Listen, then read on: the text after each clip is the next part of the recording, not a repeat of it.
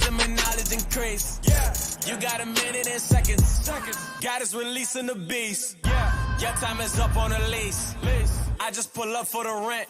Give me that. Don't be expecting no grace. Nah, you get no chance to repent. Yeah, my haters looking so bent.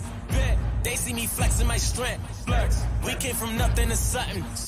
Now I'm 100%. Yeah, profits you cannot prevent. Nah, they making many attempts. Nah, we gon' leave more than a dent. You do not know the extent. You are just not in my league.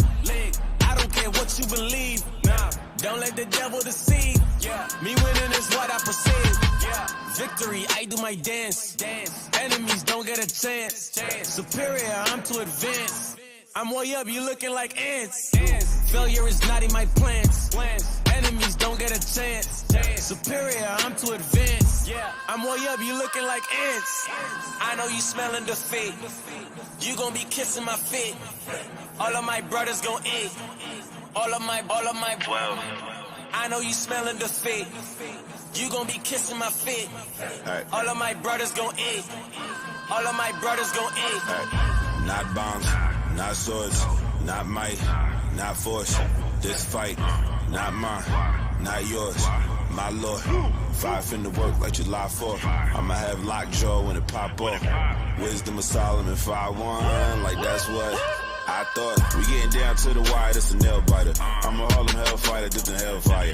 Touch my mind, anointed to the time pointed. And even then, do it gently or it's my condolence. My slave owners went from Phi Beta Gamma to the third stanza of the Star Spangled Banner. And made statues stand tall like they all royal. All I'm seeing is a charbroiled gargoyle. How y'all got the art of war and it's all for nothing. The national anthem sound like a toilet flusher. And my enemy blood gushing from bone rushing. French kiss kick at death, Tim's tongue touching. In World War III, that's another joke. Seen the king decked in green, dipped in thunderbolts. With the words of the law that the brother spoke. Wasn't nothing left there but a puff of smoke. I know you smelling defeat. You gon' be kissing my feet. All of my brothers gon' eat. All of my 12. I know you smelling defeat. You gon' be kissing my feet. All of my brothers gon' eat.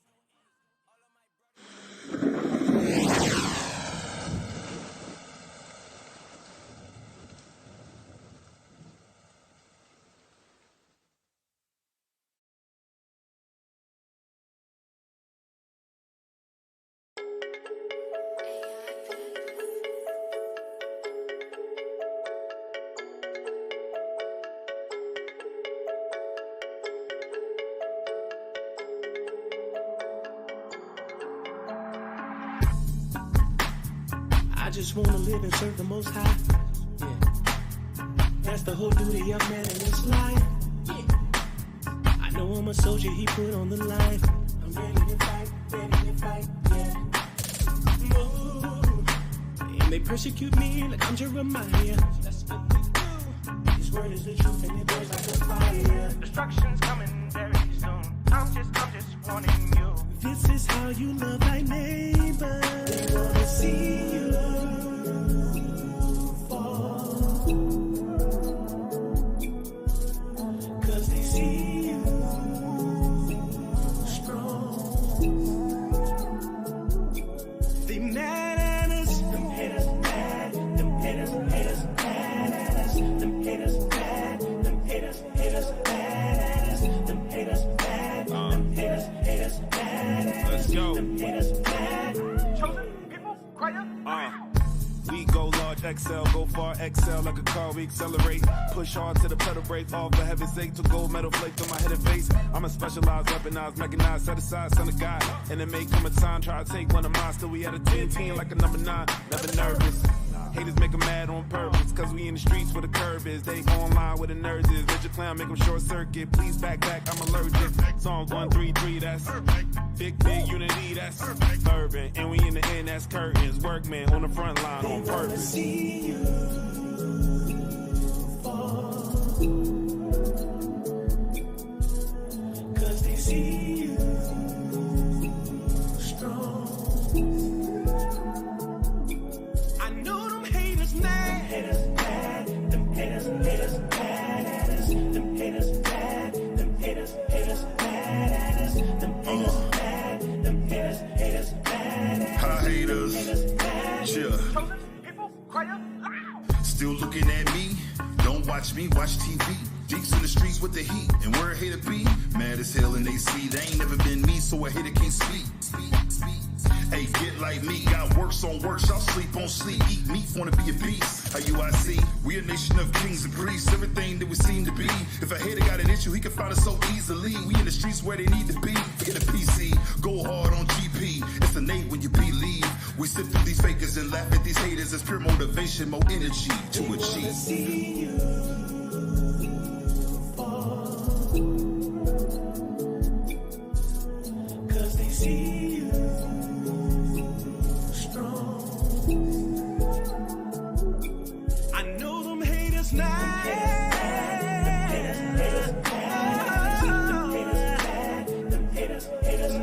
Haters mad. Be mad. Be mad.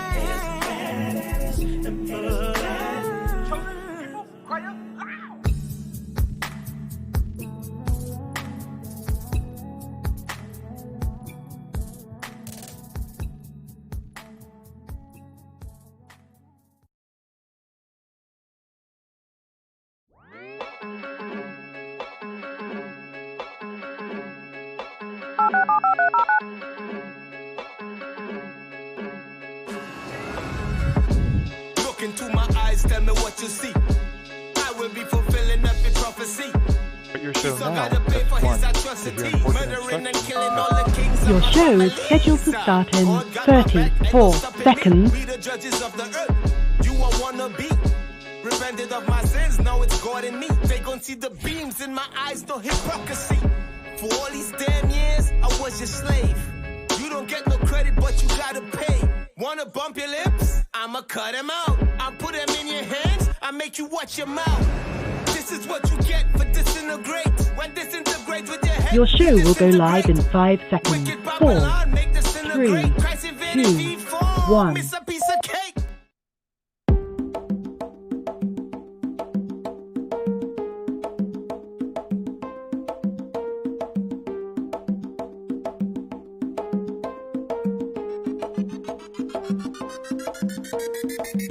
Power hour is the what? Power hour is the who? Power hour, yeah. Blacks, Hispanics, and natives. Power hour is the what? Power hour is the who? Power hour, yeah. Blacks, Hispanics, and every Saturday morning you need to be tuning in.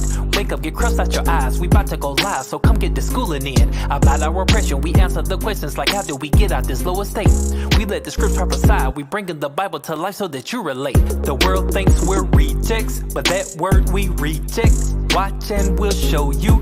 Precept upon precept, line upon line, the scripts say we're the greatest, and they can't debate it. Salvation is only for the blacks, Hispanics, and natives. Power hour is the what? Power hour is the who? Power hour, yeah.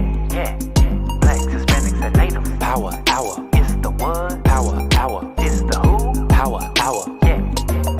Blacks, Hispanics, and natives. Power hour is the what? Power hour is the who? Power hour, yeah. Blacks, Hispanics, and natives. Power hour is the what? Power hour is the who? Power hour, yeah. Blacks, Hispanics, and natives.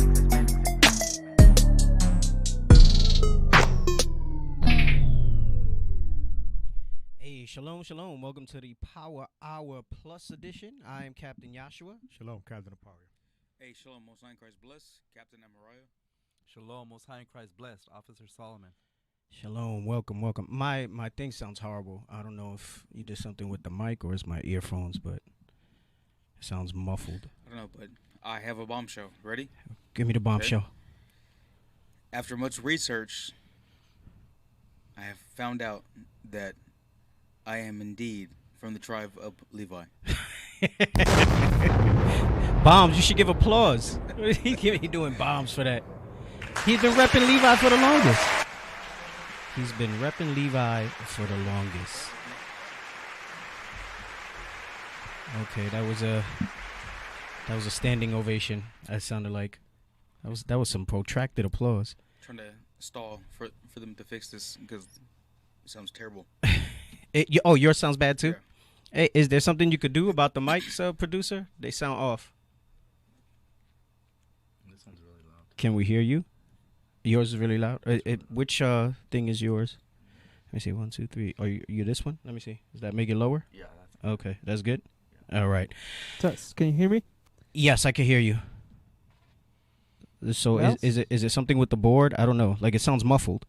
Is yours sound muffled? Yeah. Yep. How do y'all hear us? Y'all hear us clear? You do? Mine's fine. Yep. Can y'all hear us clear? It sounds good on the internet. Yeah. All right. I'll deal with it. Okay. So do some housekeeping. I still want to pull up some links here. Okay. So, for more truth, right, subscribe to IsraelUnite.org, all right? You can't share it on Facebook because the dragon's wrath, right? You cannot share IsraelUnite.org. Explain what you mean by that, because I don't think a lot of people understand what's going on with that. Okay, well, let's get it. Actually, give me Revelation 12 and verse 17. Because when I was first coming into the truth, and I had men over me, and they had spoke of this, but we never seen it. And now that we're living it, it's a faith booster, right? So read that real quick. Watch. The book of Revelation, chapter 12 and verse 17. And the dragon was wroth with the woman. So now, for time's sake, we can't go into the whole thing because that's a massive breakdown, right? But the dragon is speaking primarily of Esau, who is the so-called white man, and he was wroth with a woman, which is the 12 tribes of Israel. The blacks, Hispanics, and Native Americans. Read. And went to make war with the remnant of her seed. So now, one of the main avenues that we use to spread this truth is social media. So now, I had said you can't put www.israelunite.org on Facebook because they have blocked it, because we don't control Facebook. We don't control different things, but that's what's happened. Read again. And the dragon was wroth with the woman, and went to make war with the remnant of her seed, which keep the commandments of God, and have the testimony of Jesus Christ. And then that's the secret sauce right there. It's not just the commandments, but it's faith in Christ. So, if you can, visit the website. Right, because we're not able to post it on Facebook anyway. Is it Facebook, Instagram? No, it's. Right, some of you know. So like, if you put IsraelUnite.org in the list, in the website on something you're sharing or whatever, like for it, people are getting it blocked. Yeah. So, which is funny, you know why? Because that's actually one of our most least used avenues that we use to push this truth. Right. You know what I'm saying? Right. Like we would say for years, like people don't utilize the website enough. Right. And then they block that, but it's like, okay, we still have. Yeah, I know they would say. I mean, obviously we know it's the dragon is wrath. You know, I think also Facebook doesn't like that we're not, because if you're sponsoring your ads, they'll let you put them there, because they were trying to say it was spam. That's why we can't do the website. But if you're paying for the ads, they don't care how many times they show up, right? But since we have, brothers and sisters that are faithful and we're able to do that without having to pay, they probably see the reach that we're getting. Right, and they're shutting it down, welcome back to Danny Trejo. All Good to have you on the show again. All praises. Yeah. Did you see last week Cuba Part 1? I did not. No, because you've been busy traveling. Yeah, I was in Seattle. Yeah. All praise to the Most High. I got to visit the school out there. I got to attend camp multiple days. Jeff Bezos. He met Jeff Bezos up there. Do that, no. Yeah. And he came back down from the space thing, and because they were saying like, oh, you're a billionaire, you could solve the world's problems. He came back down and gave $100 million to Van Jones and like $100 million to like some chef.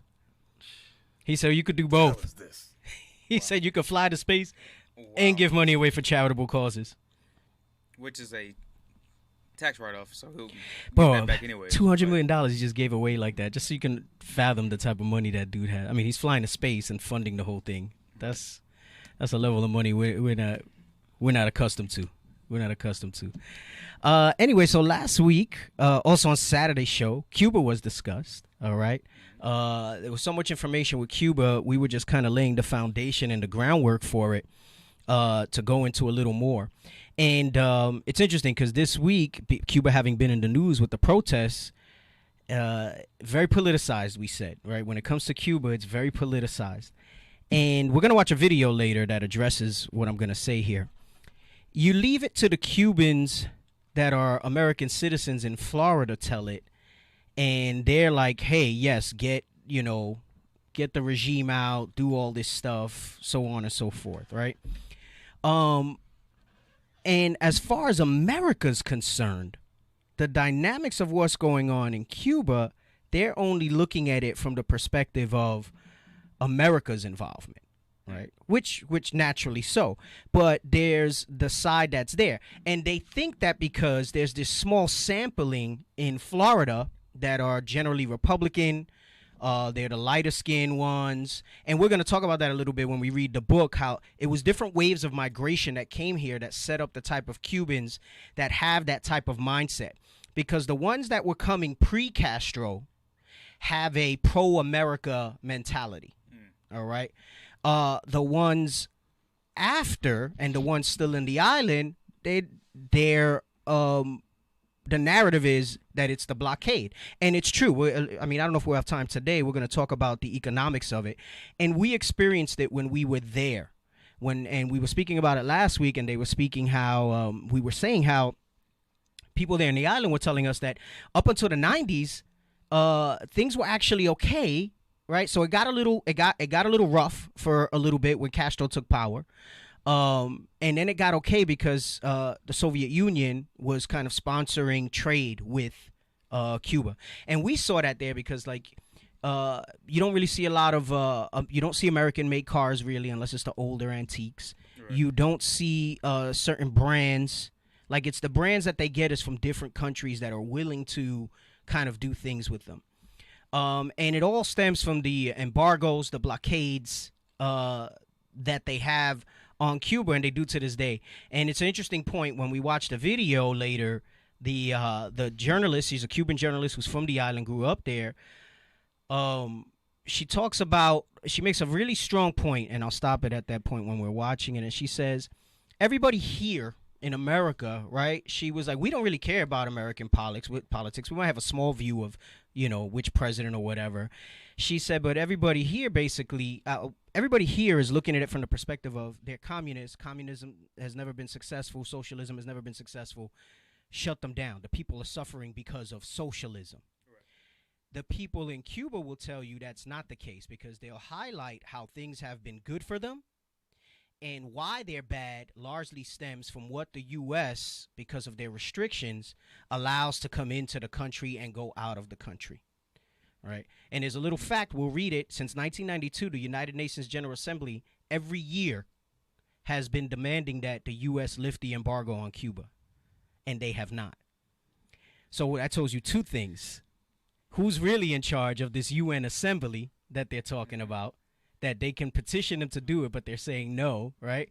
And how other allies that are allied with the United States also are not allowed to do certain levels of trade with Cuba, or else they can then get sanctions and stuff like that.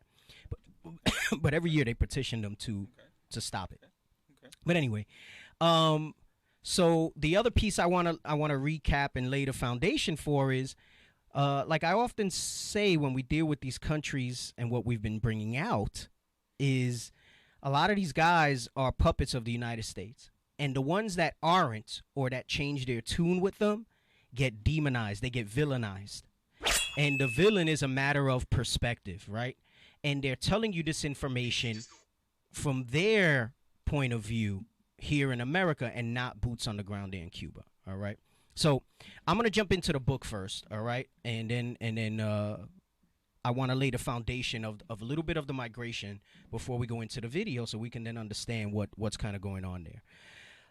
So let's go to the first page. It says Cuban special refugees. During the summer of 1994, thousands of Cubans appeared off the Florida coast in a flotilla of wooden rowboats, makeshift rafts, and automobile tires lashed together with rope. Each day that summer, the U.S. Coast Guard reported astonishing jumps in the number of Cuban balseros trying to reach our shores. The exodus quickly overwhelmed Florida's immigration censors, which were already straining to cope with the stream of desperate Haitian boat people, and it fueled a growing national debate over immigration. President Clinton reacted by doing what no U.S. president had ever done. He ordered a halt to the special treatment of Cuban refugees. For more than 30 years, a succession of presidents had dispensed unprecedented financial aid to those fleeing Cuba because it was under this agenda that they were trying to push that they were anti-communism. Right. What they were really anti, and we heard it when we watched the documentary last week, was that when Fidel took power, he took all the American companies' infrastructure that was there and he nationalized those, meaning he made them government-owned entities. Mm-hmm. So like Exxon, United Fruit, all those people that were there, he basically said, no, you guys, I'm tired of you guys raping the land. Under Bautista, you guys, he was your puppet. He was doing what you wanted to do.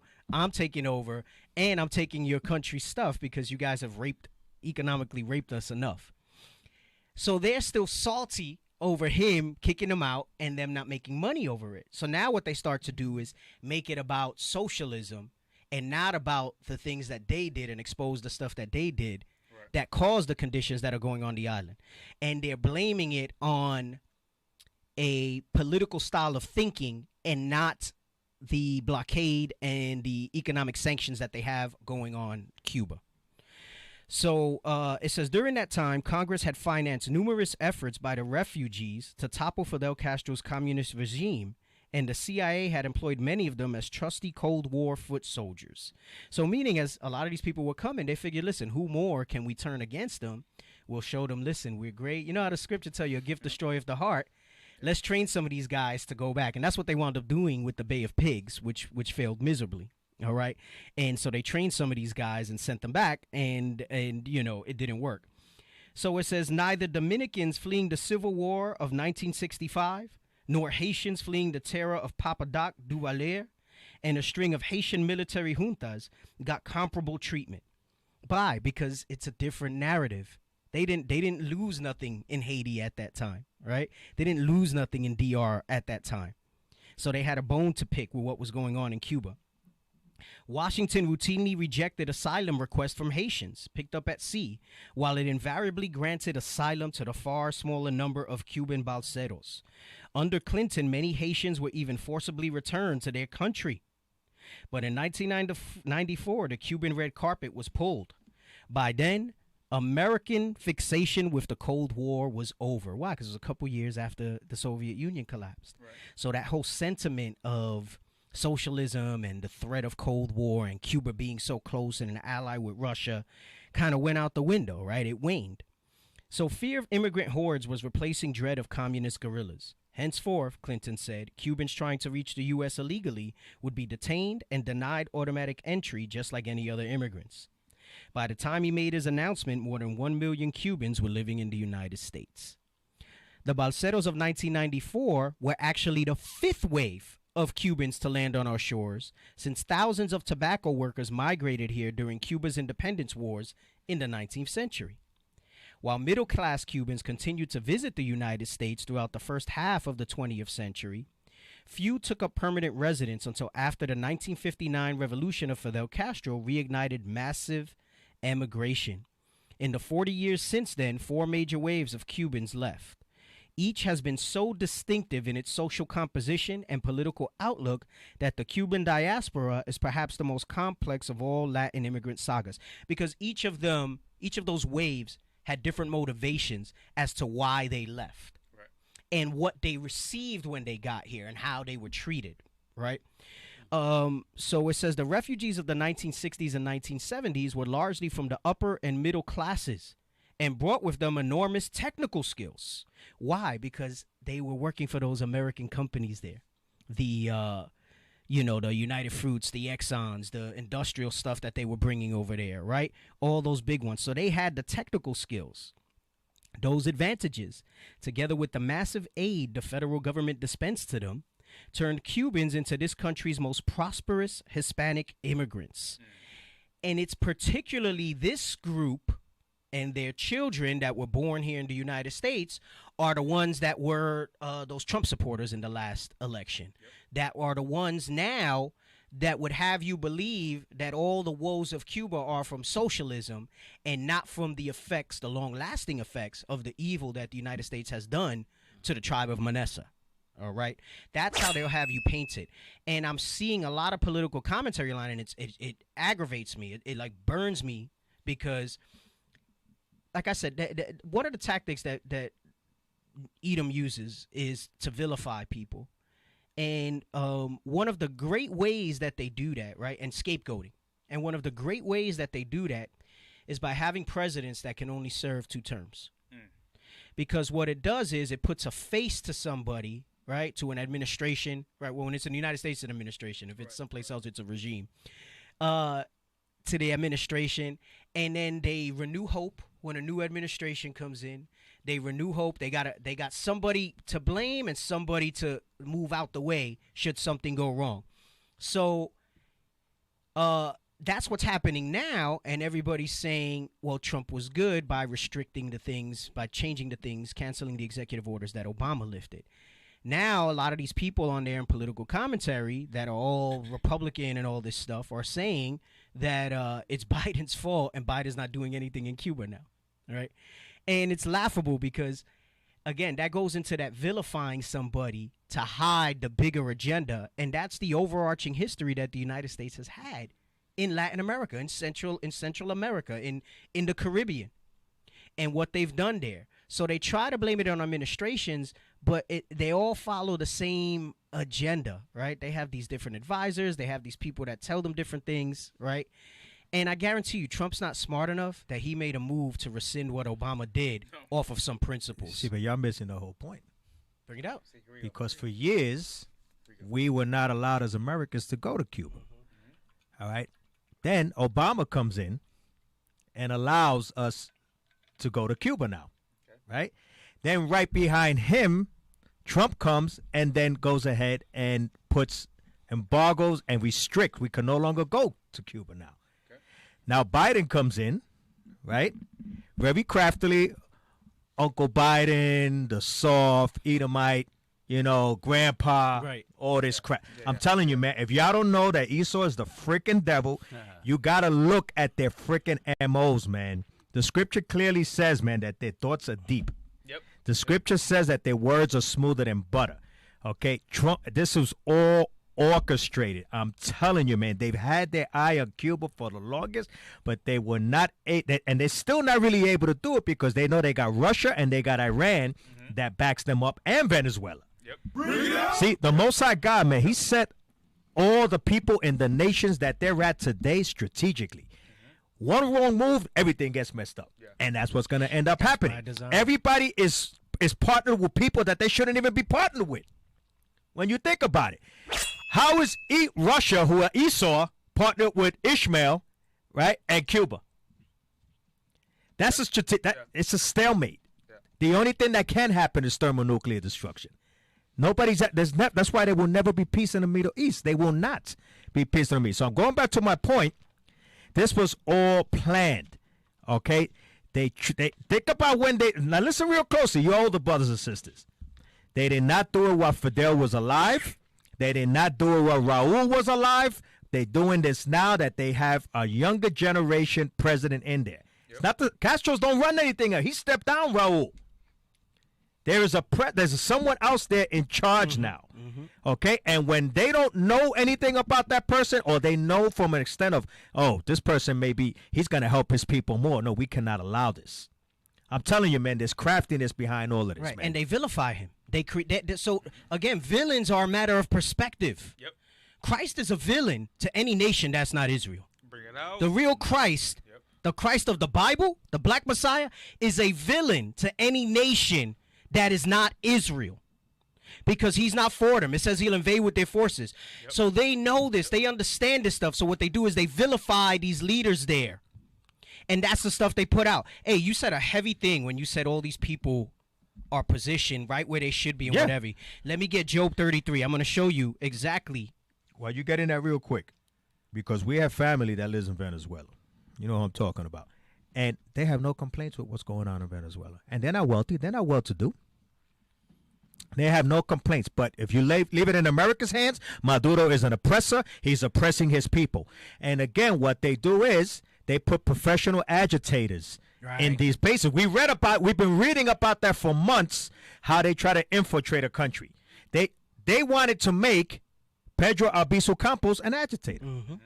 And their puppet, and they were not able to do it. When they're not able to manipulate you, that's where the problem is. And because America is who America is, they're the savior in everybody's eyes. They're like, oh, they're gonna believe us. Because the same thing with Iran. Iran is fine. You don't gotta mess with Iran. Ain't nobody complaining over there, but the people that you put the battery in their back to complain. Nobody complains in Iran. You go over there. Nobody complained in Iraq. Nope. Whatever we saw about complaints was the propaganda that America was pushing. Saddam had that place on lock. What they call it, wag the dog. Wag the dog. Okay? Chavez had that place on lock, and people ate good. Castro had the place on lock, and the people, he gave them mansions. Didn't we not hear that we were over there? Right. We're going to go into we're going to go into that.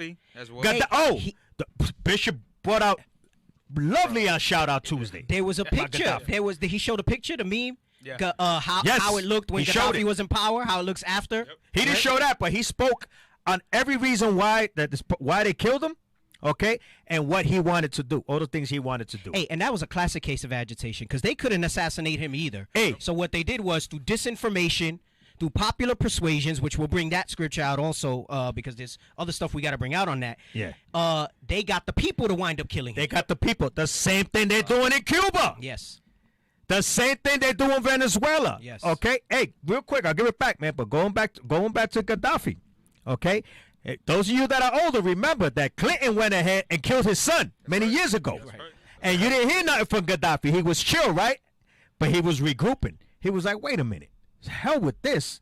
I realize now that the power is in the money. If we don't use their money, they got no power. So I'm going to do my own thing because we're big enough and strong enough here in the continent of Africa, 46 nations. Right? That we could do ourselves, be self-sufficient. They were like, nah, man, that ain't happening. Hey, and you got to think about this. There's no country in the world, save maybe China and Russia, that actually thinks they could go toe-to-toe with the United States. Iran included. They don't really want to go to war with America. They just want them to leave them the hell alone. Leave them the hell alone. That's it, right? They know that's not a war that they're going to win. Right. They know that. They know that. Right. They know that. They just want them out there. But guess what? If you got your foot on my neck, right? That's it. I'm gonna freaking go ahead and do. You corner a rat, right? You're gonna come out the corner, right? Hey, are you gonna take the? You're gonna be a pushover. A damn rabbit will freak a man. Anything will right. Exactly. I cornered a hamster one time trying to grab the thing when I was a kid. That thing lashed onto my finger. I hate hamsters to this day. I had to fling that thing off my arm, and we use that reference to say the most peaceful, docile animal. You corner him, they're gonna get aggressive. Yeah, right. And listen, there's a lot of history there. And, you know, for people that are into politics or whatever, this isn't a political thing that we're going into. We're just trying to show you the truth. The truth is the truth, wherever you fall, on whatever side you fall on. I'll give it back. Politics is the strategy that they've used to keep us divided. That's exactly it. That's all So this ain't no This is unifying our people with facts. Right. Okay. But people, because the politics and the religion are so strong, they can't see past it. That's the strong drink that they've partaken of. That's that wine that they've drunken of the United States. But you made a very heavy point, and I just want to, and it's not really digressing, but it's letting you know that all these pieces are there. It's kind of like when you see like the Jason Bourne movies and stuff like that, Treadstone and whatever, and there are people in the field. Oh, we were talking about it last Saturday, the Ultra programs, the MK Ultra. MK Ultra, yeah. Right. So these guys are programmed, and then they're ready to get activated. Esau thinks they got the market on that. The Most High told you, because Cap was saying earlier, a lot of these leaders of these countries, they're all there in these positions and lined up this way because God wants it that way, because when he's ready to activate what they need to do, they're going to do it. Right? There's a reason Rocket Man in Korea hasn't agitated things here. There's a reason the Ayatollahs in Iran haven't agitated things here. Yep. Right? And when God sets those instructions and he says activate, it's going to happen. Let's get Job 33 and 14. Because that's exactly what, because some people might listen to this and be like, man, these guys are bugged out. Cap is talking about, so what does he mean it's all set up? The Bible tells you. If you know, then you know. Right. Job 33, 14. Bring that out. The book of Job, chapter 33, verse 14. Bring it out! For God speaketh once, yea, twice, yet man perceiveth it not. Right, so he's letting you know God is always sealing instructions in us. And I'm going to tell you as we read on, that's what he's talking about. God speaks to people and we don't perceive it. But he's explaining why. Don't mean we ignore God. It don't mean we're not listening to God. He's going to explain what he means here. Read. In a dream, in a vision of the night, when deep sleep falleth upon men, in slumberings upon the bed. That's when God does the speaking that you don't perceive. That's when God, it says he speaks once, he'll speak twice, and you don't perceive it because he does it when you're asleep. He programs you when you're asleep, whoever it is that he wants them to perform a certain action. Come on. Then he openeth the ears of men, and sealeth their instructions. Then he opens their ears and seals their instructions when they're sleeping on their bed. This is why you don't perceive it. Come on. That he may withdraw man from his purpose and hide pride from man. So he says he withdraws man from his own purpose and he hides pride from them. So meaning he's in control. When he's ready, all these people, like Cap was saying, all these different leaders that are in different places, he releases the instructions that he sealed them with to bring things out, to bring it out, right? That was all I wanted on that. Read 18. Verse 18. He keepeth back his soul from the pit. From death. And his life from perishing by the sword. You think Iran don't want to pull the trigger? Right. You think Korea don't want to pull the trigger? You think Russia don't want? Because think about it, right? Russia, as powerful as they are, and I've heard reports, okay, that Russia and China, let's not leave China out. Yeah. Okay? No, I mentioned China. I've heard reports that China alone, they got way more military than America do. Oh, they outnumber. And if they were to go one for one, they would destroy America. So you got to ask yourself, why not? Yep. Why don't they pull that trigger? Why don't any of these? How come they killed the leader of Iran? And I know they put the red flag up and they said this means just this is it. You know what I mean? It's kind of funny, right? Okay. Okay. All right, that's it. You got me mad now. Yeah. And then you don't do nothing, right? That's because the Most High God, what we just read in Job 33, he hasn't sealed their instructions yet. He hasn't went ahead and told them, make the phone call so that the other prophecy in the Bible, like worms eating like caterpillars, right? And awake takes place. Yep. Y'all know what I'm saying. Y'all know, you know the scriptures. Habakkuk, right? What's dealing with the caterpillars? That's why I was waiting for you to like get fired up. I don't want to get into it because I don't want to take away from the thing. But the whole point is that this is all prophesied. Right. Hey. Okay, it's going to happen on the Most High's time. He's the puppet master. I'm going to give you an example of where he's done that. Exodus 7 and start at 3. Let's just get to the point. Yeah, let's get... The book of Exodus, chapter 7, verse 3. Well, read verse 2 so they get the context. Go ahead. Verse 2. Thou shalt speak all that I command thee. He's talking to Moses, so he said, Moses, you'll speak all that I command thee unto Pharaoh. Come on. And Aaron thy brother shall speak unto Pharaoh, that he send the children of Israel out of his land. Read on. And I will harden Pharaoh's heart, and multiply my signs and my wonders in the land of Egypt. Right, and we know the history of the plagues, right? The 10 plagues that were brought out there. Go ahead, read. But Pharaoh shall not hearken unto you, that I may lay my hand upon Egypt and bring forth mine armies and my people, the children of Israel, out of the land of Egypt by great judgment. So what you notice here, so what he's saying is, and you'll notice it after every plague, Pharaoh said, hell yes, leave. Yeah. The stuff, your God is powerful, the stuff that you're doing. But every chapter of every plague, you'll read a part where it says, and God hardened Pharaoh's heart. And God hardened Pharaoh's heart. That's what Cap was just saying. You don't think Iran and all these places want to do something? Dude, it is. Think about how easy it is to go ahead and put dirty bombs anywhere if they really wanted to. Yeah. Right? Why hasn't it been done yet? Yes. The Most High has not made. He makes a call when you sleep, as we just read here. Yep. He's serious. Just trying. He hasn't picked up that phone yet. He ain't ready for it because once that goes down like that, it's gonna be all chaos. And we, as Israelite nation, we're not ready yet. Right. We're not ready yet. We can't go home just yet. We're just not ready. And that's the only reason he hasn't sealed that activation, because that set number is not sealed yet. Right.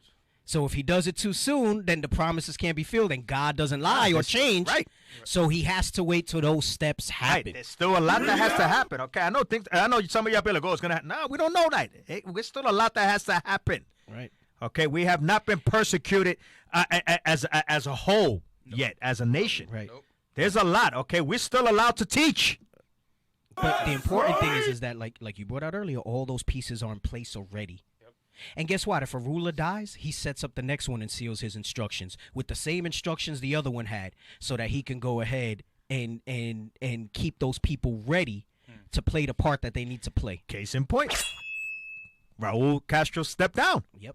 He got this guy in there now, and he seems like he ain't taking it. And you see stuff stirring up in there.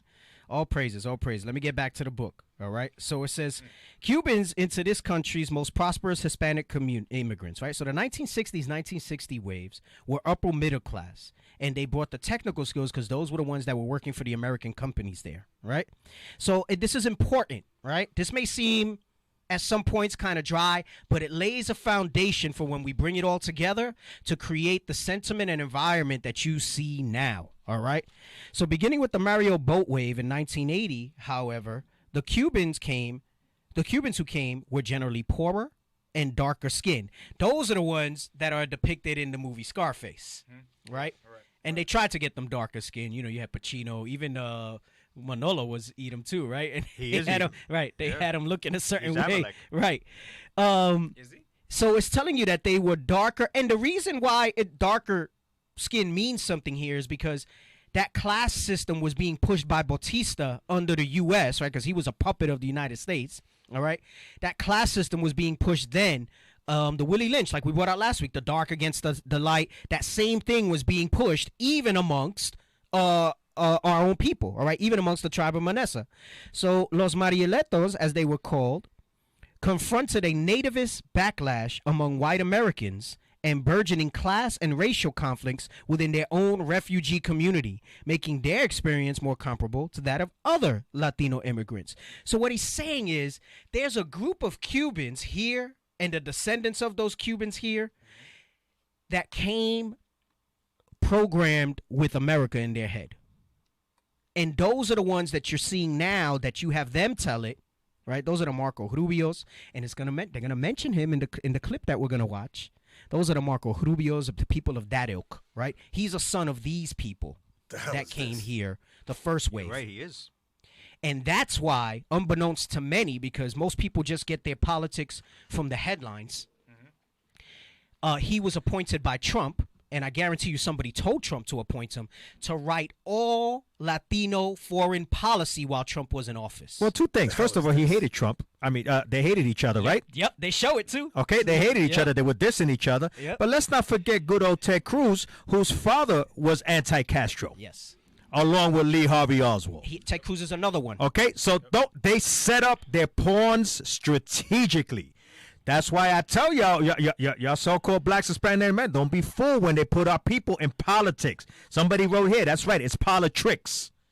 Okay, it's politricks. It's tricks to put our people to sleep. These people, they do a deep, diligent search. You think they didn't know Ted Cruz? Ted Cruz was being groomed for this. Marco Rubio was being groomed for this. They know who came here in 1983 under the Marielitos. They know that. Yep. They know what they got as far as the Manasseh brothers and sisters down there that are pro-Trump and pro this country. They know that. It's a setup, man. See, y'all got to think deep, man. Y'all don't think deep enough, man. You got to think deep. Right? Can I prove that real quick? Go ahead. Bring it out. Deuteronomy 33, verse 17. Watch this. Watch this. The Deut. The book of Deuteronomy, chapter 33, verse 17. Bring it out! His glory is like the firstling of his bullock, and his horns are like the horns of unicorns. With them he shall push the people together to the ends of the earth. Stop. With them, right? Because we read this a lot and we emphasize Ephraim, which we should, because they're the head tribe of the northern kingdom. But it says with them, right? Them, plural. Read. And they are the 10,000s of Ephraim, and they are the thousands of Manasseh. You think that the nations don't know that Manasseh is the so-called Cubans today? Hey, and that's heavy that you bring that out, because what it really boils down to in their agitation with Cuba is they could not do what they did to Puerto Rico to Exactly. Cuba. Exactly. And then that's so why this I'm goes yes. exactly what. So going into the deepness that we're talking about here, they know who those tribes were that were going to drive the Northern Kingdom. Exactly. So that's why they targeted them first and more aggressively. Yep. They put and why do you think Ephraim got so much more hell, at least as far as the way they got in there, versus Cuba? Hey, and not to digress, but just to show you how, again, going back, it's on the Most High's time and his plan. Puerto Rico, out of all the the Latin American countries, is the only one that became part of the United States. Yep. This is why the prophecy, if you think this Bible ain't a true book, this was written thousands of years ago, that Puerto Ricans, Ephraimites, were going to bring all the other Latin countries here. Yeah. Including the Cubans. Right. And the Cubans are coming here for all of this time. You have the ones that are coming to Florida and love America, and you have the ones that over there and love the country over there. Yep. This is all prophecy. This is why I'm saying how deep this thing really goes. Right, and that's heavy. And again, the video that we're going to watch is going to show you in much detail a lot of stuff we've all just spoken on and touched on. The other thing that they'll have you believe with their propaganda here in America is that because they're protesting there, that means they hate their country. And it's not. They are frustrated economically. And many of their people, right, and the agitators that Cap was talking about also there, and they stir things up. But many of their people, they don't want Cuba done away with. They just want the blockade to be done away with. Right. And they'll tell you that when we watch it, because they'll tell you how good the healthcare is. They'll tell you how with their free education they were able to become doctors and lawyers and things like that. But because of the blockade, there's access to certain type of higher grade medical supplies and equipment for infrastructure that they cannot get. So is that a regime problem, or is that a problem because America's not allowing them to get the things that they need to prosper? They see that narrative of them being a classless, uneducated people that don't fly in Cuba, even in their poverty. They got the best doctors. People go to Cuba. Edomites go to Cuba for surgery. They got. Listen, the stuff, and you know how you know the people that come out of Cuba are special and gifted, not just because though if you know that Israel is gifted.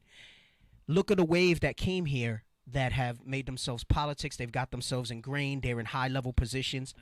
They would do well there. They have the resources, the mental capacity, the skill sets to do what's needed. They just don't have the resources to do what's needed. Right. And again, we're going to continue to see that and bring that out. I'm going to read a little bit more on this page. I want to read a few more things before we get to the video. So it says, because of the tremendous disparities in class, education, and race among the various waves, there is no typical Cuban refugee. And some observers even question whether the terms refugees and exiles remain appropriate description for today's Cuban immigrant community. And the reason he's saying that is because the exiles would be from the perspective as that they're not allowed to go back. Refugee would mean they came here and they were fleeing someplace that was war-torn or so distressed that they're seeking that asylum. Right. I don't want to talk about that guy. Let me jump to the next page, the early migrants. I still got to set up some things with the migrants for us to understand before we watch the video. All right. Let me see how far we're going in this. Yes, Safa, Most High has kept Judah and Ephraim very close.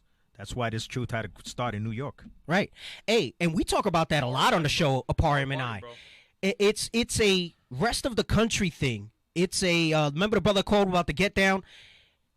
Our experience, having grown up in New York, we've only been in Arizona 5 years, my brother and I. We're born and raised, and not upstate, like from the Bronx, all right? Yeah. Right. Our experience in New York and that little tri-state area, Judah and Ephraim, right? And not just African-American and Puerto Rican. That means Benjamin, that means Levi that's there, that means Simeon or whatever. We don't have beef over differences. Out the door, we know that we suffer the same things. Yeah. We're afflicted of the same things. All right. That thing you see with the West Coast and the South or whatever, and this separation, that don't exist in New York. Not based on race anyway. If it does, it might be your set or something like that. But it's not. Do some Southern Kingdom dislike Northern and vice versa? Yeah, but that's just because of the whole Willie Lynch strategy when you go down further than that. But at the end of the day, man, the unity is big time because we get that we're both. We wake up next to each other. Right. Yeah, right. In our apartments. Right.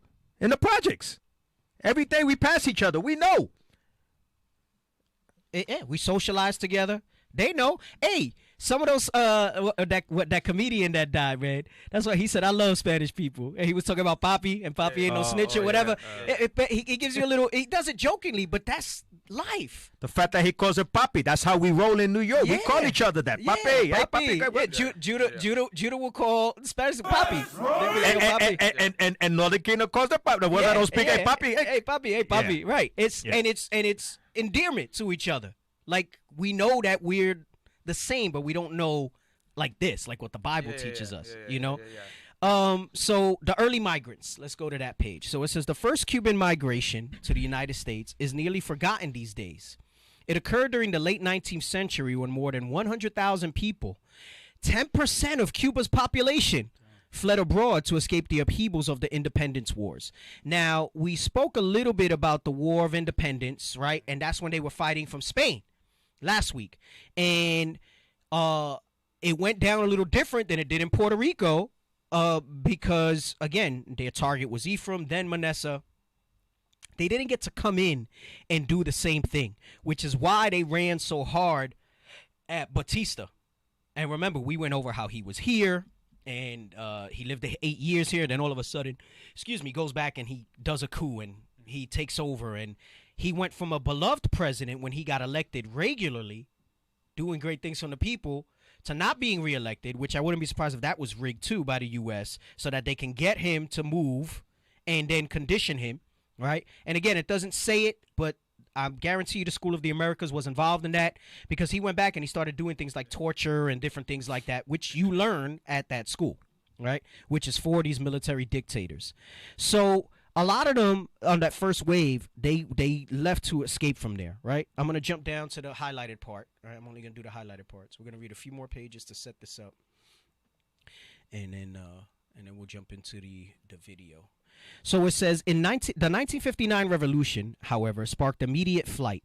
Some 215,000 left for the United States in the first 4 years. So this is when Castro was overthrowing Batista, who was the United States puppet and a despot, right? The thousands more went to Spain and Latin America.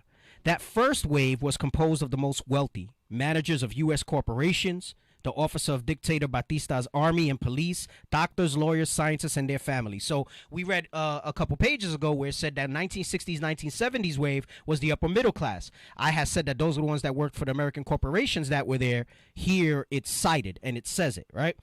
So it says, metropolitan Miami's Hispanic population skyrocketed from a mere 50,000 in 1960 to more than 580,000 in 1980. So that's where you see this depiction in the movies of the big wave, and you had the little freedom camps under the highways and stuff like that. That really was true. Yes, that existed. So few immigrant groups have commenced their economic adaptation to American life from a position of such relative advantage. So they're saying, because of the agenda that America had with Cuba, they were treated different when those first waves came over. So America's migration policy, if it's not from white countries, is very harsh. And they don't give asylum. I mean, think about the environment that we're in now, right? Where you see the kids in cages still. Don't matter who's the president right now. So it tells you it's a farce, right? Because you got these people out there that I'm telling you, they just, see, Biden's destroying the country. Listen, there's an agenda bigger than all of that. those people are the simplest form of lemmings. You don't find it funny that no matter what president's in, there's somebody going to talk against him? Right. That shouldn't surprise you. It's like that in every some people don't like certain things. Hey, and I'm going to tell you something. That's why any kingdom that's reigned cannot stand ultimately, except that, and that's the other reason why when Christ's kingdom is established, the Most High's kingdom under Christ is established, that's another reason it's going to stand forever. Not just because no nation can come against us. All those people that are rebellious and don't like their leader, those are gone. Right. Everybody's going to love Christ. Right. Everybody's going to love rulership under Christ. So you're not going to have any revolutions. Right.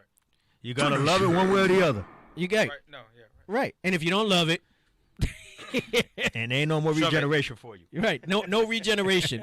It's a wrap. Bro, he's the king, right? There's no such thing as, okay, well, I think this is better versus what the king said. But these nations that have taken on these titles as being kings, that's what it is. Bro, there's no such thing. Bro, listen, it's what Christ says. That's it. Hey, the point that's why it's a perfect kingdom. You're right. You're right. Every nation does not like whatever president. Right. In any nation. There's always a group. There's always a group that ain't gonna like you. Right. Exactly. Right. That's why what you brought out was a good point. Because because the commandments ain't for them. Once we're under these commandments, and like there's no other option but what happened in the old covenant when we were in the wilderness. These right here? These right here? These commandments right These here? right here? Right. Come on. Right. Bro. Hey, and that I'm telling you, that's a product of Esau. Yep. That's one of the other ways they weaken the nations through those philosophies, because what comes with that is that everybody's opinion is all right. This is why, I mean, and that's why you're going to have rebels even in Israel. You see it now. Orders go out, things are instructed, and people don't like it. And they got something to say. We have factions of people that leave, and they take Even people with that's them. a good, that's, when that's, that stuff. That's my point. Hey, how did Satan go to Eve? The same way that they sent in their agitators. Yes. You really like this thing here going on? Yes. You think the conversation was just what subtle. we read in the Bible? You really think it was just that? No, that was the crux. No, Right. Yeah. And because he knew that seed was there. Yep. He knew that seed was there and that weakness was there. And remember, the woman came from the man. So it wasn't it was the one thing that was created by God that wasn't made out of just the nothing. Yeah. Mm-hmm. It was made from the thing. So it's no disrespect to the sisters. They shouldn't see it that way, because the Bible says the order. That's what makes them a step below the man. Yeah. Right. Because Adam, right, was formed solely of the dust of the ground, with the essence of the Most High, Came from the ground. made in His image. Woman, he had to take a rib from Adam, a portion of him, and she was made in Adam's image. Hence, so woman. Dilution is the point that I'm taking about. So the woman was diluted. Satan targeted her because he knew that she had the weakness. And that's why through that all manners of sin come into the world, because now as there's a scripture in Ezra that talks about it, that every generation, like it's not the same, like everyone gets, they're not the same stature and stuff like that. Right. But my point is, it's not even just on a country level. You see that in a simple level in the school. You see that in committees that we have, and we set things up, and there's order and structure. And somehow innately, we all feel like we have an opinion and we want to push back. You see that in your house. Yes. Thank you. Yes. Is that what you were going to say? Yes. Because the marriage is set up to where we're Christ, right? And I would never in a million years tell Christ, well, are you sure that you don't want it like this instead? Right. You know what I'm saying? Right. See Right. what happened when they did do that in the Bible. That's the point. Right. That's the point. Hey, and it's okay if you don't like something, as long as you fall in line with understanding that's the order, because that's how the kingdom is going to be ruled. Right. We're not going to be able to, and if you do, in that wilderness, you think it's only if you rebuttal against Christ? You don't think if the commander of that legion says something and you rebut that it's going to be a coaching, you're going to get a demerit like you do now, like you're going to get spoken to, Nah. you're going to get demoted. Your demotion at that time is a head chopped off. Let me tell you, I'm going to prove that. Was it Josiah or Jehoiakim that was told to kill one of the nations, and he didn't do it? Yep. All the He was told to kill one of the nations, and he didn't do it because why he didn't do it? He didn't feel.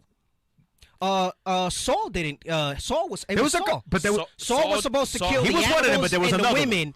all And- the Amalek. Right. And Right. and he had mercy on the women, and he didn't, and he wanted him to kill the animals of Amalek too, Yep, and he didn't yep, do Right, it. Yep. but this particular brother that didn't do it, Yeah. he was actually killed. I think it's Jehoiakim, Josiah. I think it's Bro. with a J. When you read like in the history, right? And it's funny because we talk about it. We'll say, okay, the breaths and the cubits and this and that, and it's boring, right? Because it's the history, right? But bro, that's there for a reason. Do you really think that someone would have been like, okay, you said 40 breaths, but I did 39 because I got tired, or I thought it would look better if it was 38 cubits instead of 40. Right. Bro, there's no way, bro. Right. I'm Them never, instructions came from God. I'm never gonna go to Christ and say, okay, you wanted sweet tea, but you know what? Hey, I think you want this but instead. It's not even just to, I get what you're saying, because some people, it might get lost on them. That's part of all seeing Christ in each other. Because if you wouldn't do that to Christ, then you shouldn't do that if you're a soldier to your officer of 10. You shouldn't do that to your officer of 10 to your officer of 20 or whatever it is. Because all of that is part of the rehearsing for us to get in that. Because here in America, you got an opinion. You can be dissatisfied. You can be disgruntled. And you better not be disgruntled when Christ is on the scene. And that's the point that I was trying to make earlier, is that we've been, I guess, built up to this point to where we think we have these opinions, and this walk teaches us, no, we don't. Like, we don't. Like, right. We have this book right here. That's it. Right. And then we follow this. Hey, I always say this. That's why our brother Paul says we are fellow prisoners. We are prisoners in Christ. There you go. Right. And when you think about prison, there's rules and regulations. Right. There's certain things you're not going to be able to do. And under Christ, there's just certain things you're not going to be able to do. And when you think about rehearsing the righteous acts, a lot of times we only think of the actual actions of keeping those commandments, but not the mindset that we must have to be able to rule the earth in a kingdom, right? And what's heavy is that what comes with that rulership is that you're used to people responding to you, but you also got to understand that there's people over you that are going to rule you, all the way up the chain to Christ. Of course. Right. And America doesn't have you that way. That's why you'll see that they're especially Esau, their whole spirit is of revolution. But they revolt against their own leaders, right, of their own people. We're not to do that. Our revolution is against everything this world stands for because it's contrary to the Bible. That's right. Let me jump back into the book a little bit. See, it's like we said a whole bunch of stuff, bro. That was. So it says few of them have got these advantages, right? The U.S. government provided a shelf full of government assistance programs under the 1966 Cuban Adjustment Act, programs that Mexicans, Puerto Ricans, and other Latinos never received.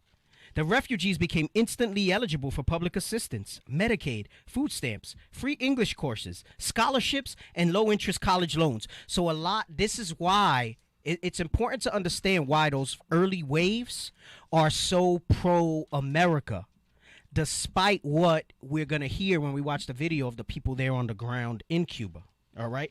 Because when they got here, their parents and their parents' parents received all this stuff, and they presumed that everybody that got here got that. But Puerto Ricans didn't get it. We went over Puerto Rico. Mexicans didn't get it, right? Guatemalans didn't get it. Right? I'm talking about the people we've gone over on the show up until this point. None of them got those things. They could secure immediate business credit and startup loans. Can you imagine that? They got here, they were granted citizenship instantly, and they were able to get. I'm born here, and I can't get startup loans and business credit like that. Right. The hell is what they did was a gift destroyer of the That's heart. exactly it. Thank you. That's exactly it. That's all they did, because you know why they didn't do that with Puerto Ricans? Because they had us already. Yep. Yes. We were part of America. They didn't need to do it. Their whole agenda was for what we're seeing today. Right. And that's the real issue with Cuba. Sour grapes. They could not do what they did to Puerto Rico to Cuba. Yep. And until they get their way, and they're going to get their way, and until they get their way, right, they're going to continue to roll that way.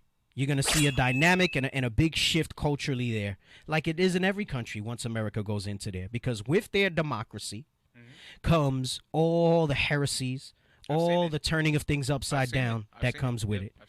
So it says the state of Florida went even further. It provided direct cash allotments for Cuban families. Dade County opened civil service lists to non-citizens. The University of Miami Medical School even started special programs to help Cubans meet licensing requirements. Wow. Right? And I made a little note here, and the reason why is because they were seen for the general public as victims of communism. But on the deeper scales, they did it because, one, a gift destroyeth the heart, right?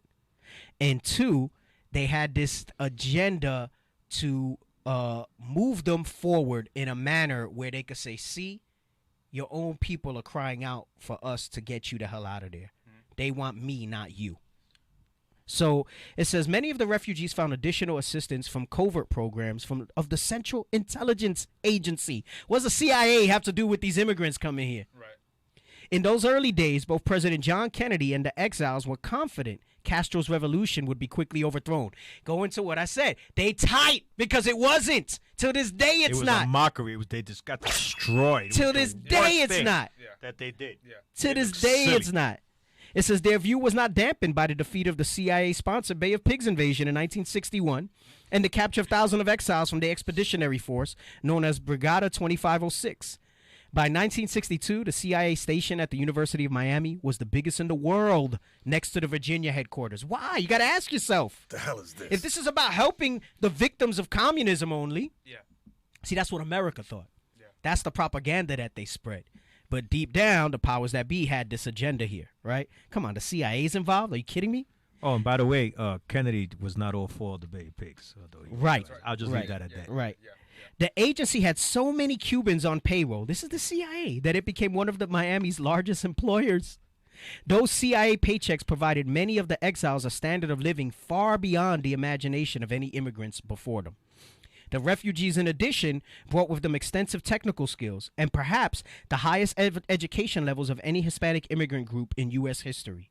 At a time when only 4% of Cubans on the island had reached the 12th grade, more than 36% of the refugees had college degrees or at least some college education. So you have to realize that these people that left that during that time left those type of conditions. Yep. After Castro came into power, like we're going to bring out, he actually did a lot of good. He gave people homes, they were telling us while we were there. Gave it to them. He took all these things, no rent, nothing.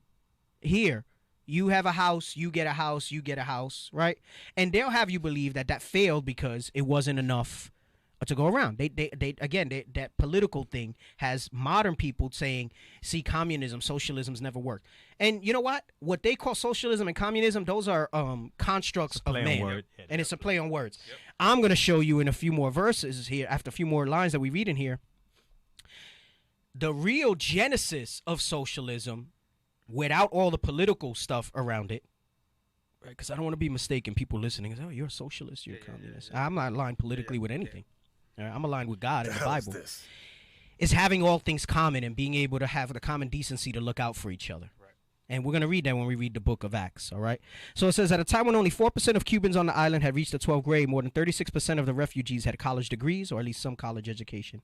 Thanks to the unique combination of their own skills and federal largesse, the early exiles set about creating the Cuban miracle in Miami. Within a few short years, the sleepy resort along Biscayne Bay was transformed into a commercial boomtown and a nexus for international trade. Cuban entrepreneurs who started their new life in this country with a small grocery or jewelry store quickly moved into banking, construction, and garment manufacturing. Some went to work for major U.S. firms and launched those firms into the Latin American market. Others served as real estate or banking agents in the United States for rich South Americans. So the gift destroyed their hearts so much they forgot about all their people, and they became, just like Trick Daddy, for all intents and purposes, one of them. You know where Biscayne Bay is? Yep. Yeah. We've been there. Yeah. Used to hang out there. They have like the stadiums and that's like the Joe Robbie Stadium used to be in right. that area and everything. That's like where the Marlins play. That's like the premier place right now. It's insane, bro. Mm-hmm. So at the same time, the refugees developed an intensely loyal internal market among their own. So they had an essence of this, right? But they had it under American idealism. So more than any other Hispanic immigrants, Cuban hired workers and purchased goods from within their own community. Those who managed to get loan officer positions at small Miami banks made sure to lend startup funds to fellow refugees who could not secure credit from Anglo lenders. But they did this to the same class of Cuban as them. Because when the darker, poorer ones came, they didn't offer those same things to them. You see it now. Because that's the Marco Rubios, the Ted Cruzes, who are basically shitting on their own people. When we read about the bands cast, right, asunder, we like to think of it's just northern versus southern. Right. But it's not. It's within the tribes. It's within the tribes. Right. And this is a huge example of that. Right you were going to say something? Yeah, because that's so true what you just brought out here, because the majority of the ones that are pro-America are light-skinned. Yeah. Are light-skinned, and they even went as far as dye. I remember in the 70s, they went as far as dyeing their hair blonde. Like, they wanted to be America so bad. American.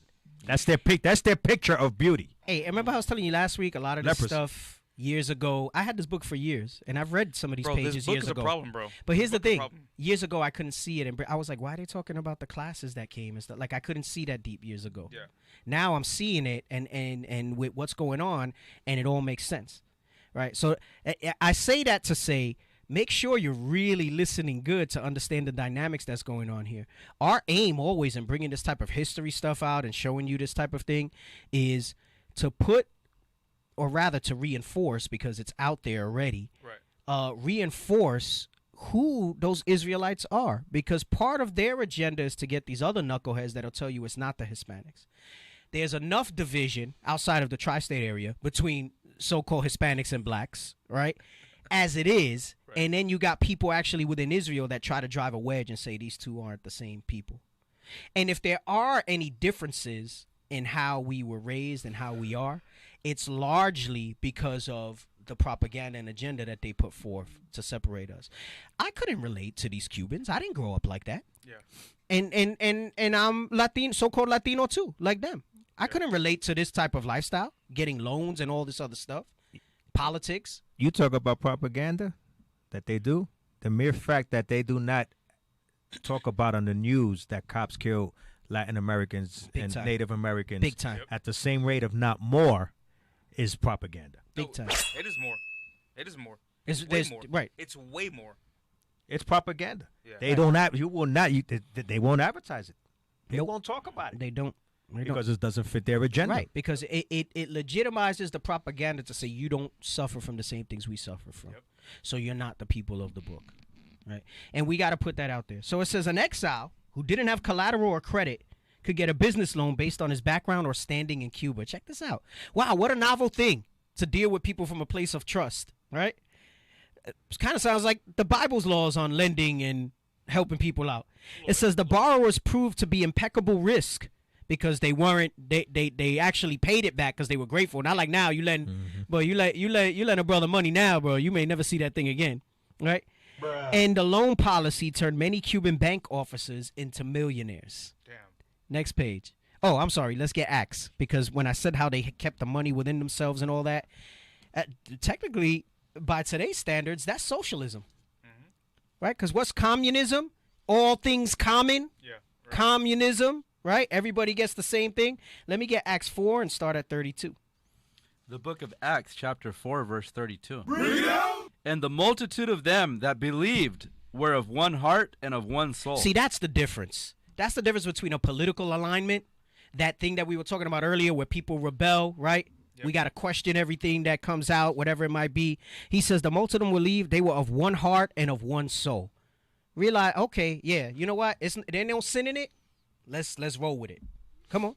Neither said any of them that aught of the things which he possessed was his own, but they had all things common. Communism came from that, and it became this twisted ideal and ideology that they have now, right? I'm not saying communism is a good thing. The only thing that's good is what the Bible says.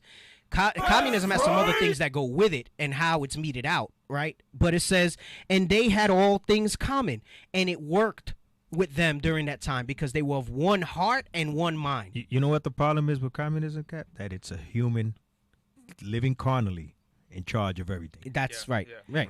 When Christ, the Black Messiah, returns, it's going to be Christ, the Messiah, in charge of everything. It's a big difference. Right. Right. It's a bit that's the problem with Well, you're right, because as we read on, it reinforces what you just said. Read the next verse. And with great power gave the apostles witness of the resurrection of the Lord Jesus.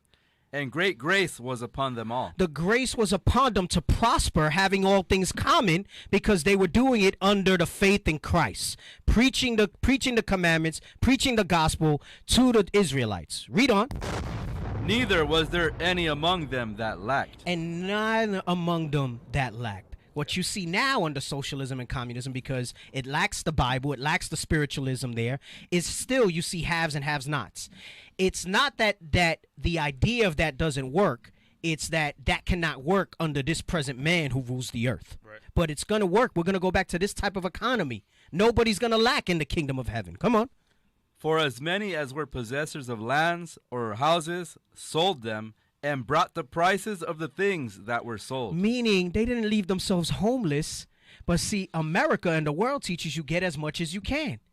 The wealthy have multiple houses. They have this, that, and the other, so on and so forth. But the hell with everybody else. I'm going to get mine, and that's it. They said, listen, what they did was they sold the extra that they had so they can all have things common. And if everybody rolls in that way, then you'll be able to keep it successful because everybody's in the right spirit. Come on. And laid them down at the apostles' feet. And distribution was made unto every man according as he had need. You have to be in the spirit and be of one heart and one mind to do that thing, because money puts spirits on people. Possessions put spirits on people. Yep. I can't even imagine how they were rolling in the spirit that way, that they said, here, you guys distribute. You are leaders. We want you to take this stuff. And we know, because we're of the same heart, the same soul, you're going to distribute to everybody as they have need. Not want, as they have need. That's called faith. Right. Right. And it wasn't the faith in men.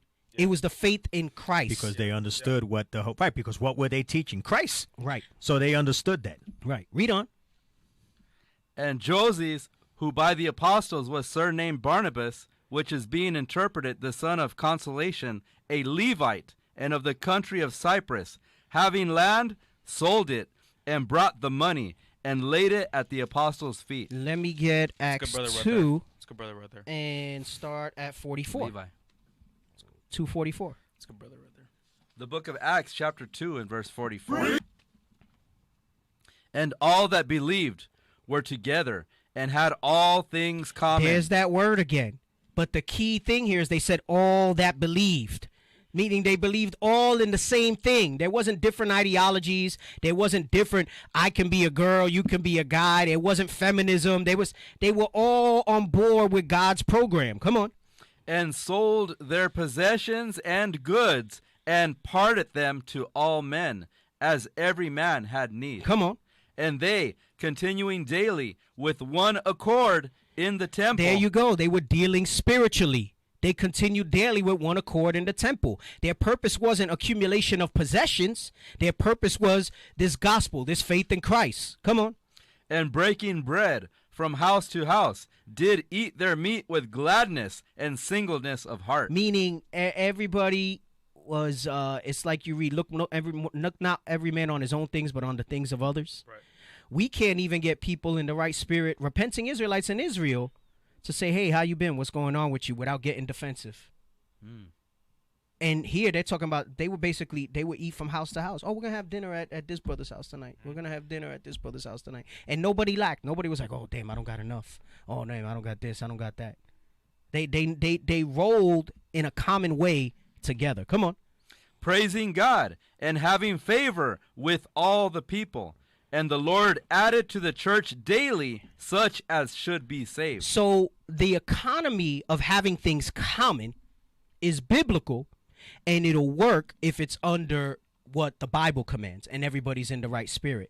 So what you see now with communism and socialism is they have this idea, but it's driven by political agendas. You have men who are not spiritual, and even the best of men can be corrupted, right? Everybody has a price, whatever it is, whether it's material, whether it's something else. There's something that they're going to cave for, right? There's something that they're going to cave for. When I was little, my mom used to, she would make a sandwich and she would say, "Go cut it in half and give half to your brother." Well, after a while, she realized that I was always giving him a lot less. So one day she told me, I made a peanut butter and jelly sandwich, cut it in half and give half to your brother. So I cut it in half, and when I was coming out the kitchen, she stopped me, and she grabbed the plate, and she told my brother, "Here, pick one." So I don't know why I thought about that, but when you were bringing out these scriptures, I thought I remembered that. So wait, maybe you're hungry? Yeah. You hungry? You think No. No, I was just like, how we distribute it, and how corruption gets us. But you had to be in a certain spirit is what's at it. Right. Yeah, when Christ returns, we're not going to be rolling that way anymore. Even as a kid, you weren't in the right spirit because your foundation wasn't his Bible. Right. Yeah, that's why I brought it out, because I remembered that. I'm glad you brought that out that way. to go work every day and bust your ASS, right, and then come back with a paycheck and say, okay, all right, I pay for the things that I have to pay for, but here's the rest. Right. Bro, that's a whole different spirit, bro. That's another level right Big there. time. Big time. Because carnally, you're like, okay, well, I want to do this, I want to do that. But to just have that spirit to say, okay, you know what? Here you go. Hey, that's part of the pollution of this place. Like when you read in Micah, it says there's not your rest, right? Because it's polluted. It'll pollute you. It'll destroy you with a sword destruction. The pollution is those ideals are very difficult, if not impossible, to prosper fully. Fully. Like the larger you get with something like that, the more likely it is. Because what I say is it's not impossible, is because in smaller circles sometimes that works. But the larger you get, the less likely you are to have somebody who's going to be on board with the whole thing. Hey, case in point. Some of y'all may know this. I know you know this. The Moabites, right? The biblical name of the Chinese is Moab. They go ahead and they do like a lottery thing, right? So they'll send about 15 of them. That's why you see them. They all live in one apartment. Yep. Okay? Yep. And I don't know how they do it, but somebody draws a number. Okay? And they all work in that Chinese restaurant. I'm serious. This is facts. This is facts. Okay? And they're working to build enough money for that person, right? Once that person got it, they go back to China. They live lavishly. Then the next one is up. Yep. In that whole process. You see, you can't do that with Israel. Right, because if you're number 15, you're gonna be mad. No, because right, everybody else. You're gonna be mad, right? Yeah. But because you got to be in the right spirit. No, because in Israel there's pyramid schemes, and that doesn't work at all, bro. So here's the thing, right? So you would think, right, that that's a pyramid scheme.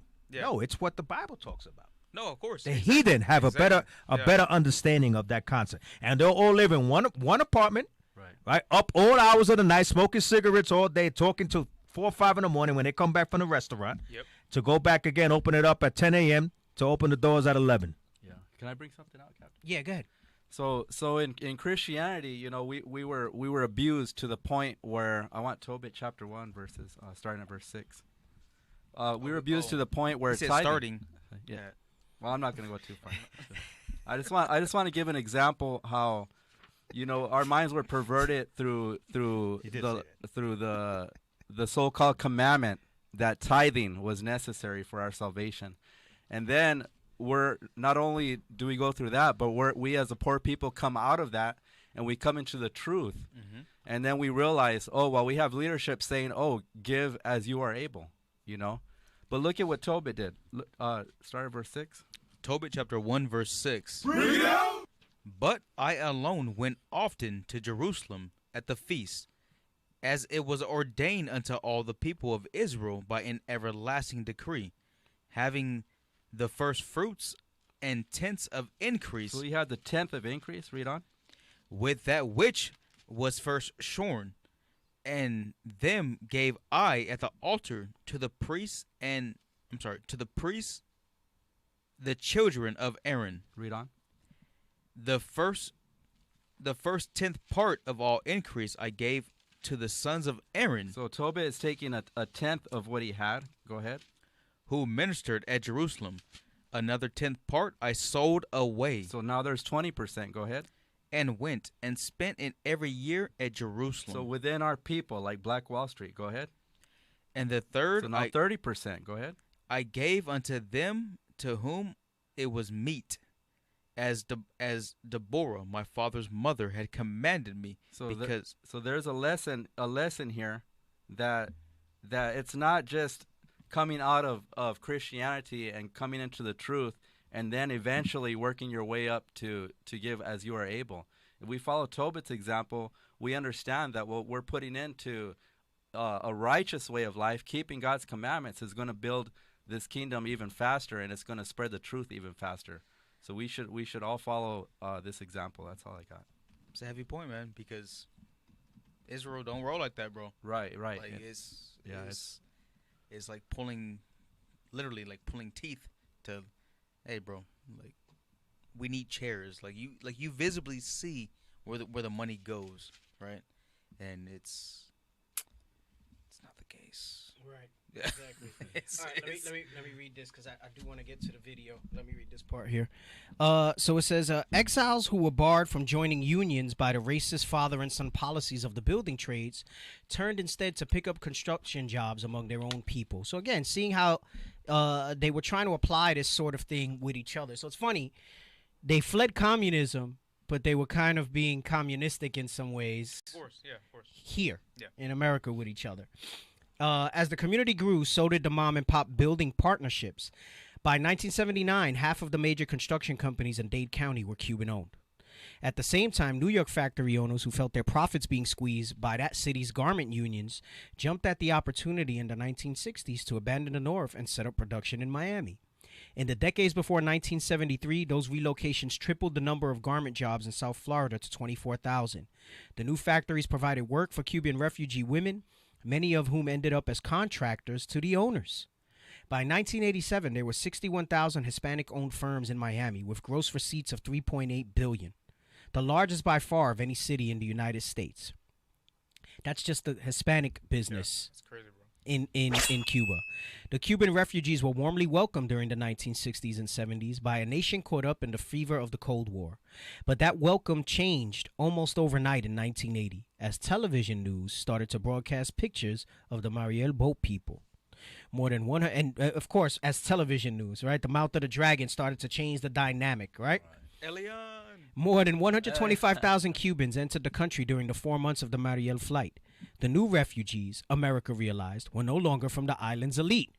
So this is where we were talking last week. Cap was saying, yeah, that's what Cuba got rid of, like a lot of people. He would send his criminals and stuff over here. He said, all right, you want to take them? I'll send you some people. Right? He wasn't stupid either. Right. Yeah. They were largely poor, black, unskilled, and in some cases mentally ill or dangerous felons. Fidel Castro, according to some reports, took the opportunity to rid himself, not just of dissidents, but of criminals as well. Hence, Tony Montana. Right. He said, take them. He said, okay, you want to play? I'm going to continue to try to make Cuba a better place. Take them. Take them. For the first time, Cuban arrivals found a hostile reception and were dispersed to more than a dozen army bases scattered about the country. So remember, we went from coming here, being able to get loans right away, to now they were poorer, now they were darker, right? They said, the news started changing the narrative of what was coming. They liked the light-skinned ones that looked like them, that came as upper middle class with certain skills, right? But then the others started coming, and they said, we don't want them. They said, wait, hold on, here. And then they threw him a ball. Hey, but that was Willie Lynch. He said, that was Willie Lynch. That's exactly it. Light against the dark. He said he can't even hit a ball. He can't even hit a ball. Racial attitudes combined with economic fears. The sight of so many new refugees entering the country at a time of high unemployment angered many Americans. That anger grew when the refugees, frustrated with the cold treatment they were receiving, mounted noisy protests at several detention centers. So that's when you would see like them like in the freedom towns, like doing protests and stuff like that. So it says, because of that experience, I had grown up. Oh, I'm sorry. I skipped some lines. I recall visiting one refugee processing center as a newspaper reporter that year and finding my own image of Cubans radically changed, because up until this point, he had only seen the upper middle class, the white ones. He said that image had been shaped by years of interaction on the streets of New York with the 1960s waves of refugees. Because of that experience, I had grown up believing that Cubans were usually white, well-educated, and somewhat arrogant toward Puerto Ricans. Over the years, a certain enmity had developed between the two communities. We Puerto Ricans were resentful that many barrio businesses and the better-paying jobs in Spanish-language media had been gobbled up by the new Cuban arrivals, both here and in our homeland, meaning they were also going to Puerto Rico. There's a large remnant of Manessa in Puerto Rico as well. So it says more than 60,000 Cubans settled in Puerto Rico during the 1960s. So, again, the Most High at play, bringing Ephraim and Manasseh back together. So you can imagine my surprise when I encountered behind the barbed wire of Fort Indiantown Gap, Pennsylvania, several thousand Cubans, almost all of them black, all speaking in the same rapid-fire colloquial Spanish and with the same unaffected humility I had known among Puerto Ricans in East Harlem. So I wrote, that's the cake not turned also, right? Because letting you know, they were the light-skinned ones that came and they were the dark-skinned ones, all Cuban. Mariel had repercussions far beyond the Cuban or Puerto Rican community. It came only months before a national election in which Republican candidate Ronald Reagan made an election issue out of President Carter's failure to control immigration, an issue that helped Reagan capture the White House. Similarly, the little-known governor of Arkansas at the time, Bill Clinton, attributed his defeat in a re-election effort that year to the voters' anger over his accepting so many Mariel refugees in Arkansas's Fort Chaffee. This is why you'll find out when we watch the clip, he didn't want to make that mistake again when he was in office, so he tightened restrictions on Cuba when he became elected president, because he supported them when he was governor, and he lost his re-election based on that. As we shall see later, Mariel marked the beginning of a major shift in how Americans regarded immigration. So I wanted to read that to lay the foundation so you can understand that you're going to hear from certain Cubans different versions of what's going on in Cuba, right? So now I want to watch the clip so we can see what's going on in Cuba.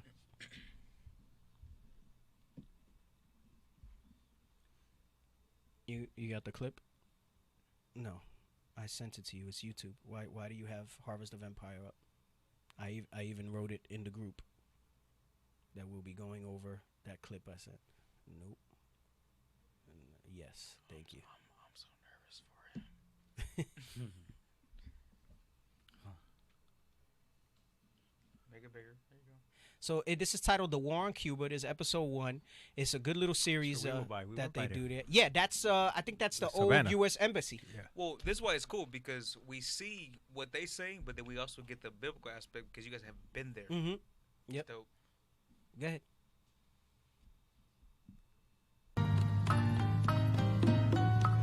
Hi, I'm Liz. People come to Havana looking for the real Cuba, and this is what they do. But this is not my Cuba.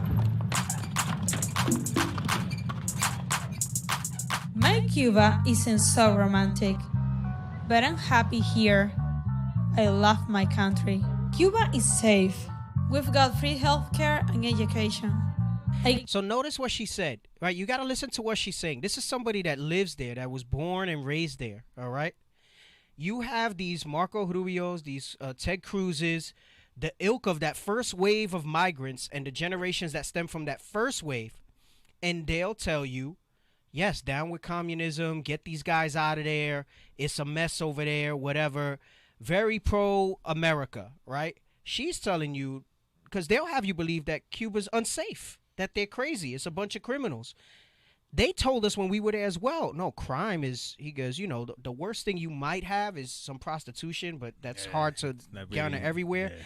He said, nah, man, we don't have guns like that, so people aren't killing each other like that. We don't, he said, we don't roll that way. The jail cell they took us to was empty.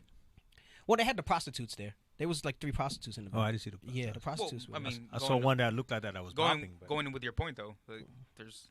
Oh, we just said that. The crime is prostitution. Right. That's the main crime that they have. The first thing she said was that it's very safe here. That's the first thing she said. Yeah. Yeah. Because she's actually a little woke to this stuff based on when you see her reporting. Oh. So she's going to show you how there's this perception here, because often when Cuba's spoken about is done from, and this is why it gets me angry. And I'll tell you why. One of the main reasons I'm angry is because I see firsthand how this propaganda can affect people, because Dave's online posting about Cuba. You think he knows a damn about Cuba? Right? And I don't fault him. We love Dave. What aggravates me, that's our younger brother. What aggravates me is that he's just regurgitating the stuff from the mouth of the dragon. Yeah. And I'm like, and I'm thinking to myself, well, bro, I was there. Right? First of all, I was there. Right? And when I was there, you know how she said at the beginning how they're doing, we didn't go there and do that. Yeah.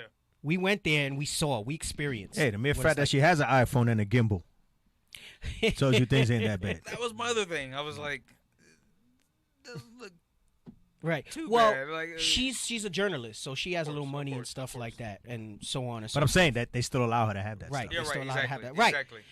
So you're going to see that there's this propaganda that's pushed from here, that the people here regurgitate, that the Marco Rubios, the Ted Cruzes, if it's any Cubans that do it, I'm going to tell you, by and large, it won't be a black Cuban. Nope. And it'll be a Cuban that somehow comes from that first wave that we read about. That's why I spent so much time talking about that, to show you the distinction and the influence of that, right? So she said it's safe, and she also spoke about medical and whatever. So run it back a little bit as you bring it out. This is what they do. But this is not my Cuba. My Cuba isn't so romantic, but I'm happy here. I love my country. Cuba is safe. We've got free healthcare and education. I graduated from university without paying a penny, and I became... She graduated from college without having to spend a penny. This is what America doesn't want you to know, that there's systems and there's things that they can do that work for the betterment, right, of people, but they don't do it because it doesn't fit their interests and agenda. Hold on. Producer, are you monitoring the feed? Sir. If you're monitoring, why you still have these two comments on there from this guy, Kevin Latuma? What is he saying? Talk about weed. Oh, gosh. We're talking about Cuba. Why is he talking about weed? Because he's a troll. Oh, that's right, because I did the class about not eating marijuana. Right, because he wants to consume on his lust. That's what it is. Right. Go ahead, play this. There any way to, because I can't see some of the stuff, because there's some pop-ups and stuff that come up in the bottom that we, and I don't even think the people are seeing it. Journalist. Pero lo mejor que tiene Cuba es su gente. Right, stop. I just asked you if there's any way to get the thing on the bottom so people could see. Hey, shut up, Bishop. Yeah, what's up, on? Is there any way to move that or something so that it's not? Because I'm looking at it. I know it's not just in here. I'm looking at it on YouTube right now. Temporarily remove it, maybe. Shalom, Bishop. Most High in Christ blessed. The fair use? Yeah. Yes. Sometimes in New York, they oh, this guy's spamming the thread, bro. With his heresies. A sinful man will not be reproved. No, we cannot move the fair use. Okay. In New York, they moved it. I don't understand. They only had the top part on the broadcast. But it's okay. I understand. You're still learning. Anyway, so she said she went to school for free and she grew up to become a journalist, right? Go ahead. But we've got one huge problem, the economy. La situación está mala. Malísima. Fea. Pésimamente mal. Está difícil. Estresante. Caótica. En candela. Ahora mismo está fatal. A mí ni me preguntan. During the pandemic, people have to wait in line for hours just to buy food. Aquí la cosa está dura. COVID. I'm used to this. I grew up in crisis. Y no es embargo ni bloqueo. Es guerra. See the bottom apparently. Y'all need to get that fixed and figure that out because New York was able to take that away. He said, and this is why I say it's so important that you understand what's going on. They've demonized Castro because Castro was anti their BS. All right. When he took over, he gave people land, he gave people resources. He's the one who instituted the free colleges. You think if America still had its foothold in there, you would have that? No, you would have a Puerto Rico. Yeah, right? I mean, they still accomplished it through their sanctions and stuff, but he said it's not an embargo. It's not sanctions. He says it's a war on Cuba. It's an economic war that's been waged on Cuba since they lost their man Batista in Cuba. And that's what created the conditions that you see in the island. It's not because there's a communist dictator there. It's because yet again you have a case of somebody that doesn't want to play ball with the United States and their rules and their stuff because he saw firsthand, having experience in revolutions in DR, having experience in revolutions in Colombia, having trained with Che Guevara, and he knew what America stood for. Right. You think he don't know about Pedro Albizu Campos, what they try to do with him? Yes. So he understood that. Have America tell it, and they'll tell you Castro was the damn devil. And it wasn't like that always, all right? It wasn't like that. Go ahead. I signed today further tightens that embargo. By maintaining our embargo, el bloqueo económico persiste. Cruel e insensato bloqueo que haya existido contra nación. Our government blames pretty much everything on the U.S. embargo. They call it the blockade. Es que lo queman mucho. We get bored of hearing about the blockade all the time, but it's real. See that? Did you see that sign? Yeah, get it back for capital sign. She said, we get tired of hearing about the blockade the whole time, but it's real. Like, when you look at it for what it is, you got to acknowledge it's not some fabrication that the government is making up. Yeah, right. Their issues there are because of the United States. Right. And it's only because they don't want to let the United States in so that they can do what they did to Puerto Rico. Go ahead, show the sign that Cap was saying. He wanted to point something out. Es que lo queman mucho. We get bored of hearing about the blockade. Go back. Right there. Por Cuba, unidos venceremos. Unity, we will be victorious. That's what that sign is saying there. Okay? They understand that they got a unity, but you have some people there because of the propaganda of America that don't believe in unity. Mm-hmm. Right. And this is a government-sponsored sign where he's basically trying to plead with the people, resist the blockade. It's the resistance versus the blockade. They're trying to starve us out, is what he's saying. And that's a tactic that they do. More aggressively in a physical war, what do? They did it when they seized Jerusalem, where they had to eat each other's children. But you see, the reason why he even has to say unity is because they're not united because what the propaganda that America has brought there. Yes. This is that he understands the strategy to say that's Willie Lynch. Yes. Go back to the other one, the sign. It says something along the bottom about the blockade too. Stop. Get bored. Stop. It says the genocide, the longest genocide in history with the blockade. The longest genocide in history with the blockade. Because there's different ways that you can commit genocide. It doesn't have to be that you just go and you're killing the people literally. If you squeeze them economically, that's sanctions, right?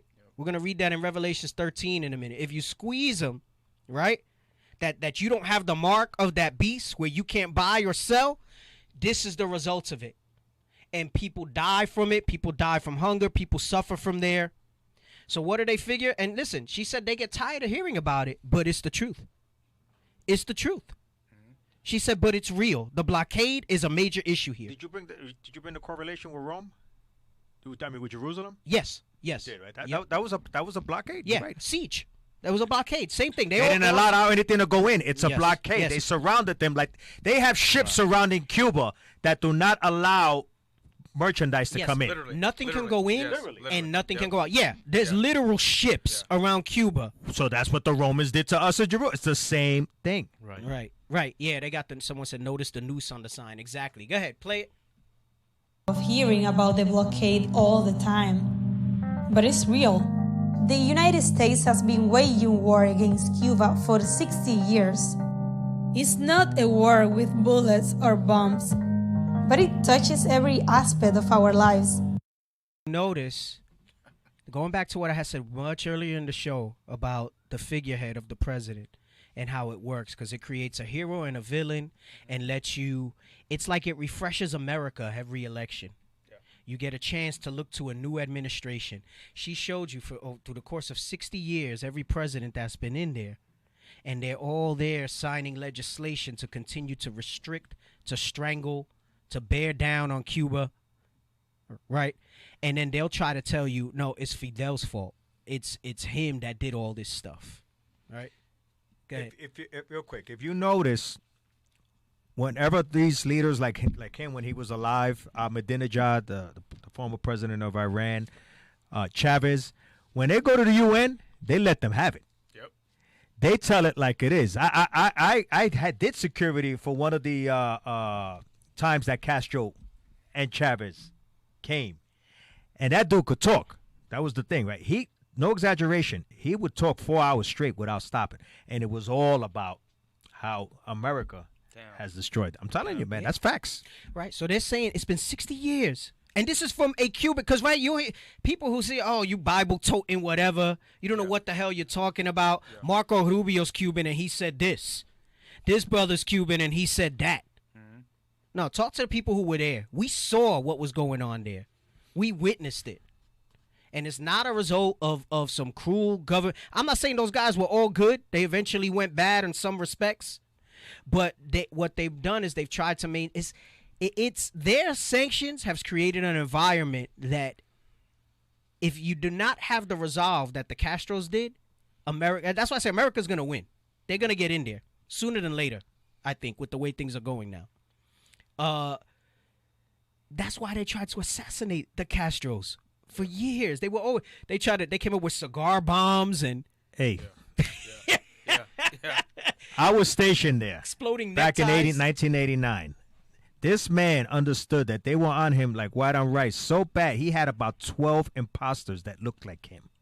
He was not stupid. This guy understood how deep and how wicked Esau is. Okay, and understand something else. I mentioned this last Wednesday. Okay, it ain't that he went rogue. All he did was try to keep himself where he needed to be to complete what he initially became a president of the Cuba for, to help his people. Yeah. But he understands about see, it goes deeper, man. Y'all got to really understand it. It goes deeper. He's trying to prevent those that are trying to bring him down through America. Once you get in that position, you got to keep your foot on the neck, because the same thing could happen to you. Didn't he overthrow a president? Right. So he's trying to prevent himself getting overthrown. For the greater good, right? Because some people might not, that's too deep for what you said for some people. For sure. Meaning the things he allegedly did to his people, it was not like it was just some common folks. For the better good of all the people, if he had to crush a rebellion that was getting pro-America, he had to do it. That's the point. Yep. That's like Zod in Superman, where he said everything's for my people. Yep. And if I got to build it on the bones of this or whatever, it's to make my people grow. That's why he was willing to kill Superman, who was a son of Krypton, because Superman is those white Cubans that got here that was protecting America's ideal, and Zod is the other ones. Right? So that's what he's going into. Perfect example. You got to realize that. Come on. Recently, more than ever.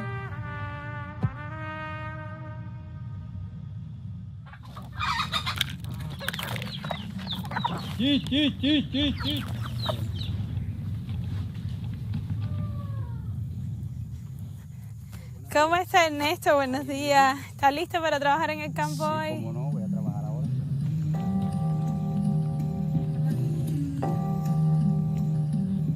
Hay personas que me conocen de 25 años y no saben que me faltan las piernas. ¿Me puede mostrar sus prótesis? Sí, como no. Estas son de aluminio y fibra de plástico.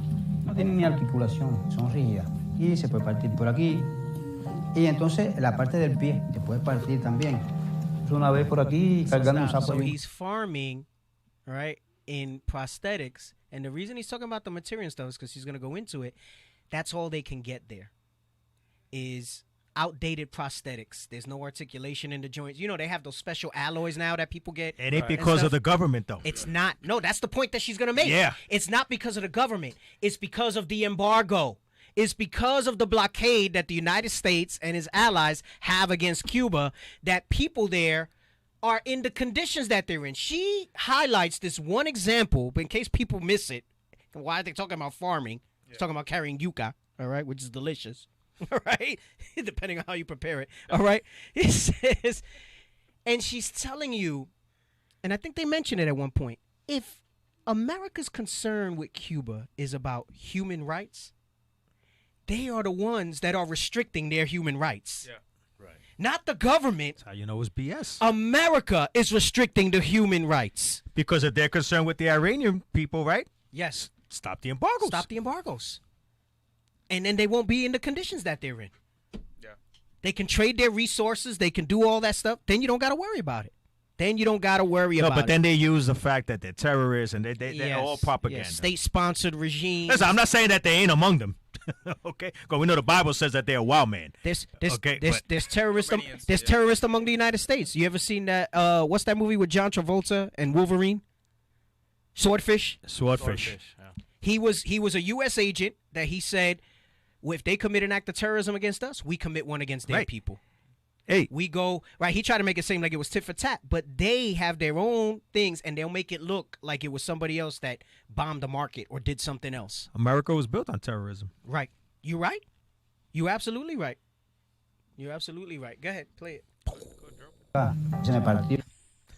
Que mi hija, ya te digo que cuando esto se rompe es un problema.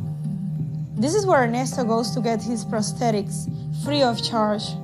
But Ernesto can't get the specialized prosthetics he needs because it's illegal for Cuba to buy them. Stop. You see that? It's illegal for Cuba to buy those special alloy prosthetics that'll help. He basically says, my prosthetics break all the time working in this field, farming. And I can get them for free, but I got to deal with these inferior prosthetics, is what he's saying. Because it's illegal. It's illegal. That you got to understand the essence of a blockade. It's illegal for him to buy, for Cuba to buy it, and it's illegal for certain countries to sell these basic things to Cuba. That's the evil of this world power. Go ahead.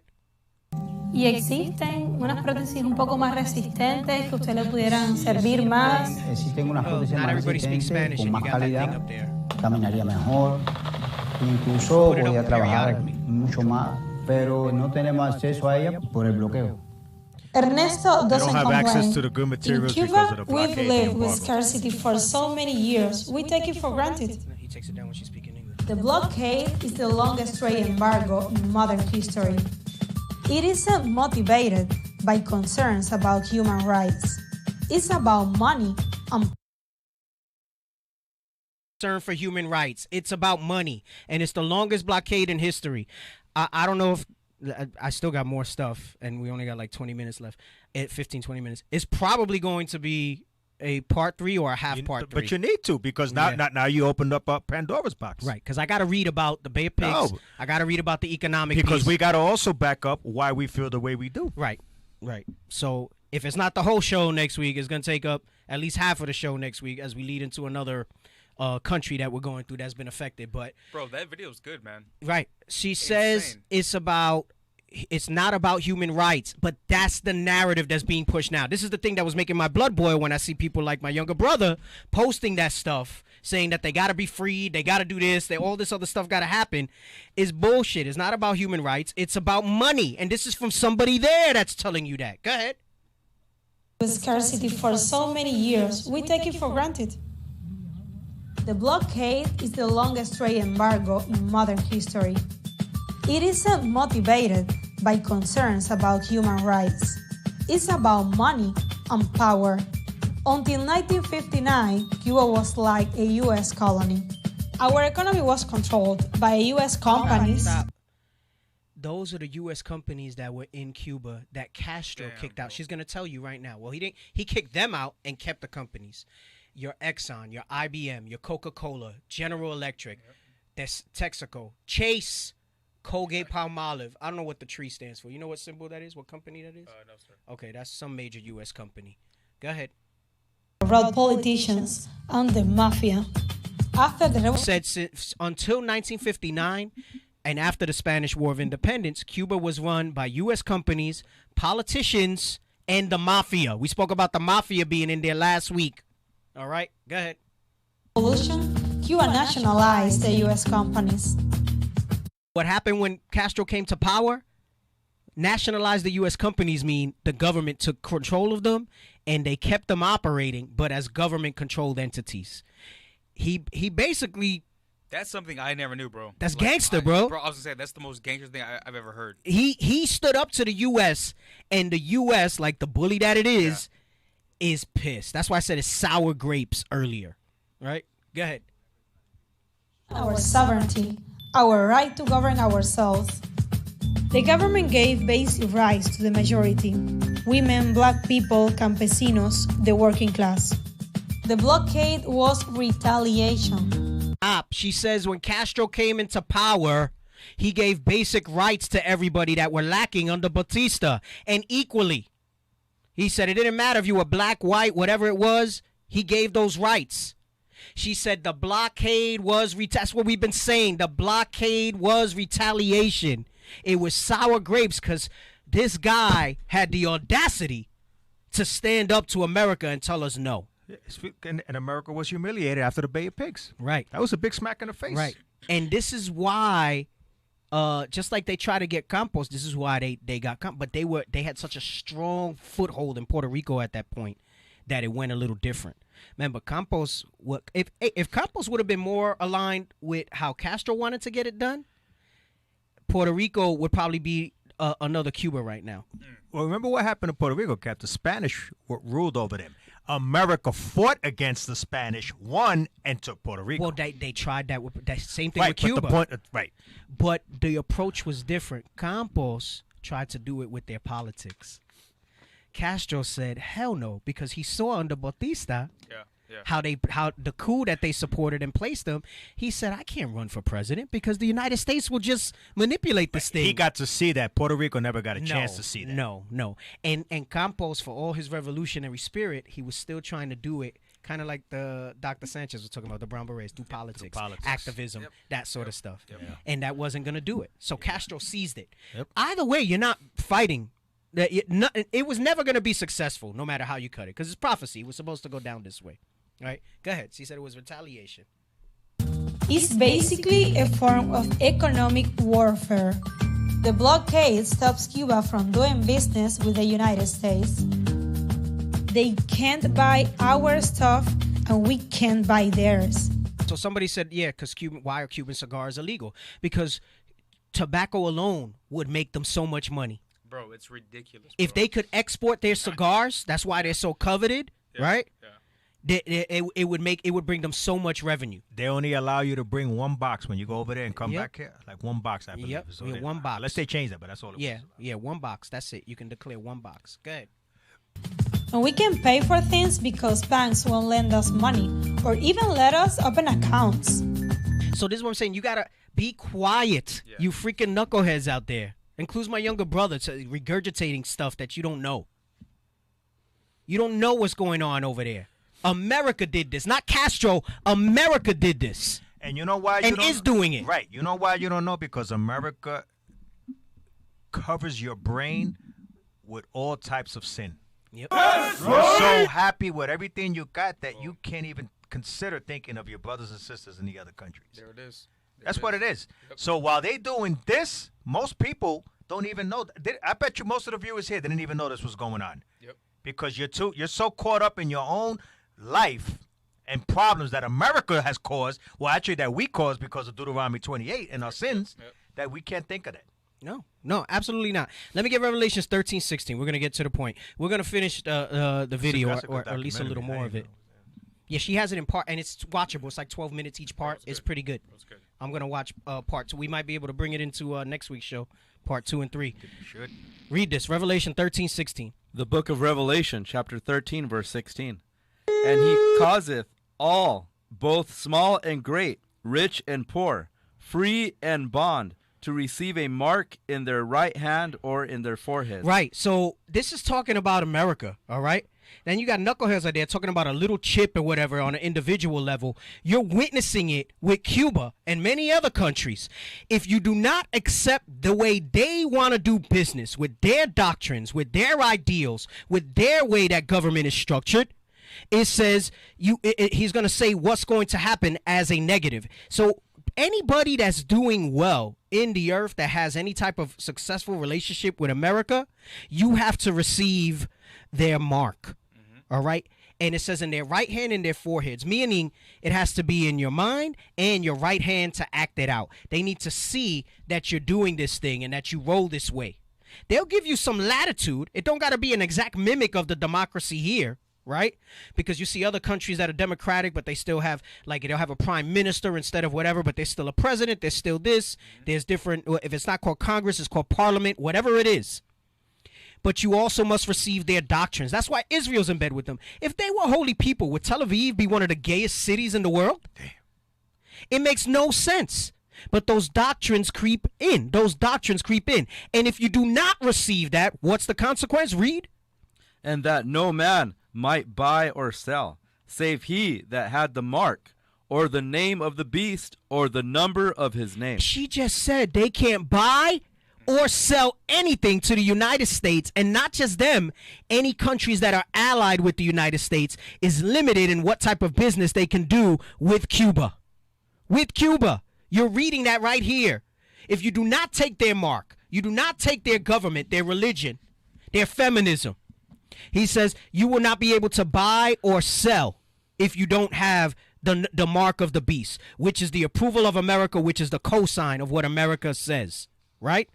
And then I don't even need the part about here there's understanding. Let's go to Revelations 18, and I'm going to show you how that's the truth. We're going to jump around a little bit. Start at 3. The book of Revelation, chapter 18, verse 3. For all nations have drunk of the wine of the wrath of her fornication, and the kings of the earth have committed fornication with her. All these rulers, it's only a few countries that don't play ball the way they want them to, right? Cuba, one of the most egregious with them, right? Venezuela's another one that they still have issues with. Hey, they even messing with, not that it pertains to us because it's not Israel, but that's why they mess with Korea, because they don't want to play ball with them that way. Even China, because they realize China's potential strength, not just economically, but also like Cap was bringing out earlier, their army far outnumbers the amount of soldiers that we have, all right? So they're not happy with how that goes, but they kind of stomach that a little bit, right? Because of the business benefit that's there, right? But you see these other countries, right, that do resist. It's very few. So when it says all nations, and this is what I'm telling you, it's going to eventually be to the point where Cuba's going to play ball. They're going to get this guy out of there, whatever. Listen, you don't think that there's a lot of stuff that goes on in Cuba, but now all of a sudden there's media coverage of the protests down there? Like there haven't been other protests, like there haven't been other things going on over there? Go ahead. So it says, all have drunk of her fornication, and the kings of her earth have committed fornication with her, meaning they're confederate with her, because they also won't buy or sell with Cuba. Only certain countries kind of go over that. And next week, it'll have to be next week, we're going to go over how they had, for a little while they did, and then once the Soviet Union collapsed, it destroyed that kind of relationship they had. So it's gotten worse since the 90s. Go ahead. And the merchants of the earth are waxed rich through the abundance of her delicacy. Because it's about the money, right? Come on. And I heard another voice from heaven saying, Come out of her, my people, that ye be not partakers of her sins, and that ye receive not of her plagues. Hey, can you imagine how much more the Castros and that regime would have been successful if they'd applied this? Because they were on the right track saying, we don't want to partake of her, right? They wanted to come out of her, just wasn't with the Bible, like was brought out earlier. Just wasn't with that type of thinking, right? Come on. For her sins have reached unto heaven, and God hath remembered her iniquities. Okay, jump down to verse, let me see, I want to get to the point. Jump down, start at 8, because you're going to see what's eventually going to happen and why they're going to have this disdain when America goes down. Not because they like America, but they're not going to benefit from it anymore. Come on. Verse 8, Therefore shall her plagues come in one day, death and mourning and famine, and she shall be utterly burned with fire. For strong is the Lord God who judgeth her. Right, when Christ comes with all that destruction because of all her fornication and all this evil, things like this that you see that she's done to Cuba and other countries and other peoples. Come on. And the kings of the earth who have committed fornication and lived deliciously with her shall bewail her and lament for her when they shall see the smoke of her burning. Come on. Standing afar off for the fear of her torment, saying, Alas, alas, that great city Babylon, the mighty city, for in 1 hour is thy judgment come. You know, there's another cut, because nobody's going to say that when Saudi Arabia goes down. If it's the Arabs, that's Esau. If it's any other nation, that's Esau. Nobody's going to say that great city Babylon, and they're going to bewail what's going on over there but because they've lost out on some sort of prosperity. Read on. And the merchants of the earth shall weep and mourn over her, for no man buyeth their merchandise anymore. Because they control the global economy. They control the world's economy. Don't fall for it. Like I said, they got to present a villain because they got to deflect what's going on there. They're trying to tell you China's this economic power that's threatening the U.S.'s dominance. Not going to happen. They're all, it's the WWF. They're all together in cahoots. They're all confederate with each other behind the scenes. And it's all just, okay, I'll play the bad guy this time. We'll be the bad guys for a little while. Okay, you be the bad guys for a little while. And we roll in this thing. Come on, let's read the merchandise. The merchandise of gold and silver and precious stones and of pearls and fine linen and purple and silk. You got to understand something. As we read this, and I think I've mentioned this before when we've brought this out in other aspects, this spans past, present, and the future of goods, of merchandising, because obviously they're not doing slaves in the traditional sense now. But listen, what you think? You think these this whole thing with these pedophile rings and all this stuff like that, like they're not involved in this in some way, that they can't do more to stop it if they were really heart into that thing? Right. No, they allow certain things to go with each other. Right? Come on. And purple and silk and scarlet and all Thyan wood and all manner vessels of ivory and all manner vessels of most precious wood and of brass and iron and marble and cinnamon and odors and ointments and frankincense and wine and oil and fine flour and wheat and beasts and sheep and horses and chariots and slaves and souls of men. The real point that I want to get from this, right, because this has been broken down a bunch, the essence that I want to get from this for you to understand is that if you receive her mark, this is all things that make nations wealthy, not just people. It makes nations wealthy. You will partake of this. Cuba has not been able to, and they're not the only one, Venezuela, only because they've had, we've said this before, how could they have so much oil and be so impoverished the way they are and have inflation like they are? Because of the embargoes and the blockades, because they're not allowed to sell but to only certain people. If they could open up their oil to the whole global community, they would be fine. There would be no shortages. They would be okay over there. All these countries like that. So to let you know that there's a prosperity in being in bed with America, and the only way you're going to get that global prosperity, a country will not be able to stand alone economically without America's approval.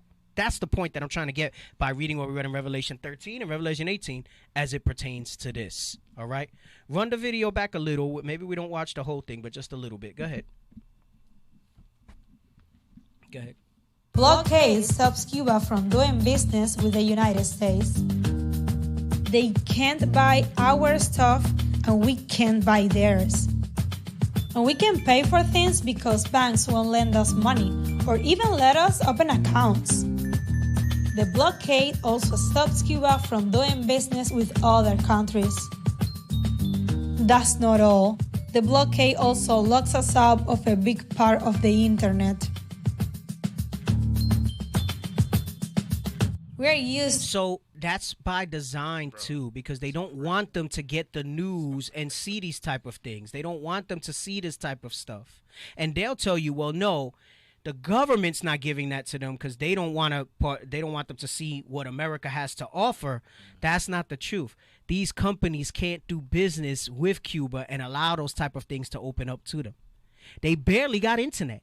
And let me tell you, she's spot on about the banks, because one of the strategies we had to do when we go there was figure out how can we pay for the trip, and we had to basically convert cash. No cards, no banks, no ATMs. We had to convert cash in order to do business down there. That's why I just realized that there were no ATMs. No credit cards that we could use. Everything had to be paid with their money. Yes. After it was converted. Even at the hotel, everything. We had to convert the money and use that. So this is what Bishop was talking about. Like when the cops came, we were nervous about the money. I was like, damn, I don't want us to be without money if we get split up or whatever. Yeah. So I gave him like a bunch of the cash that he had. So yo, put it in the room safe, when we were over there. So we experienced that over there. We saw that sort of thing going on over there. Damn. Go ahead, run it back. Yeah, that's crazy, bro. Let us open accounts. The blockade also stops Cuba from doing business with other countries. That's not all. The blockade also locks us out of a big part of the internet. We're used to getting bad news from the United States. But 5 years ago, llegaron por primera vez buenas noticias de la Casa Blanca. Does not serve America's interests or the Cuban people to try to push Cuba towards collapse.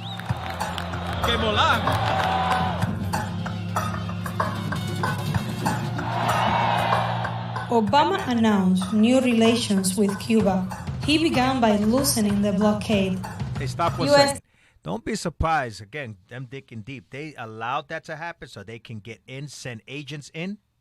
Yep. Okay, to get intel, start creating agitators for this to happen. Dude, I'm telling you, man, these things take time. Hey, it's heavy that you say that, because lo and behold, 5 years later, now you see these protests coming up over there. 5 years later. All right, because it's been 5 years, just about, since things got changed over there. But you know what? Like it says in the scriptures, what they thought for evil, the Most High used it for good, because you guys went there and planted a seed. And now we're bringing it out here. We're bringing it out here, You know what I'm and it's gonna go open up. And Lord's will, we're gonna go back. It's gonna be a little different. People are gonna start to go to sleep a little bit because that gift destroyeth the heart. We'll get scoffers then. Yeah, now it'll be scoffers instead of people receptive. Because they're gonna have Esau in their mind. Go ahead. How much time is left on the video? And cruise ships started taking Finish it, but go ahead. tourists to Havana. Business was booming.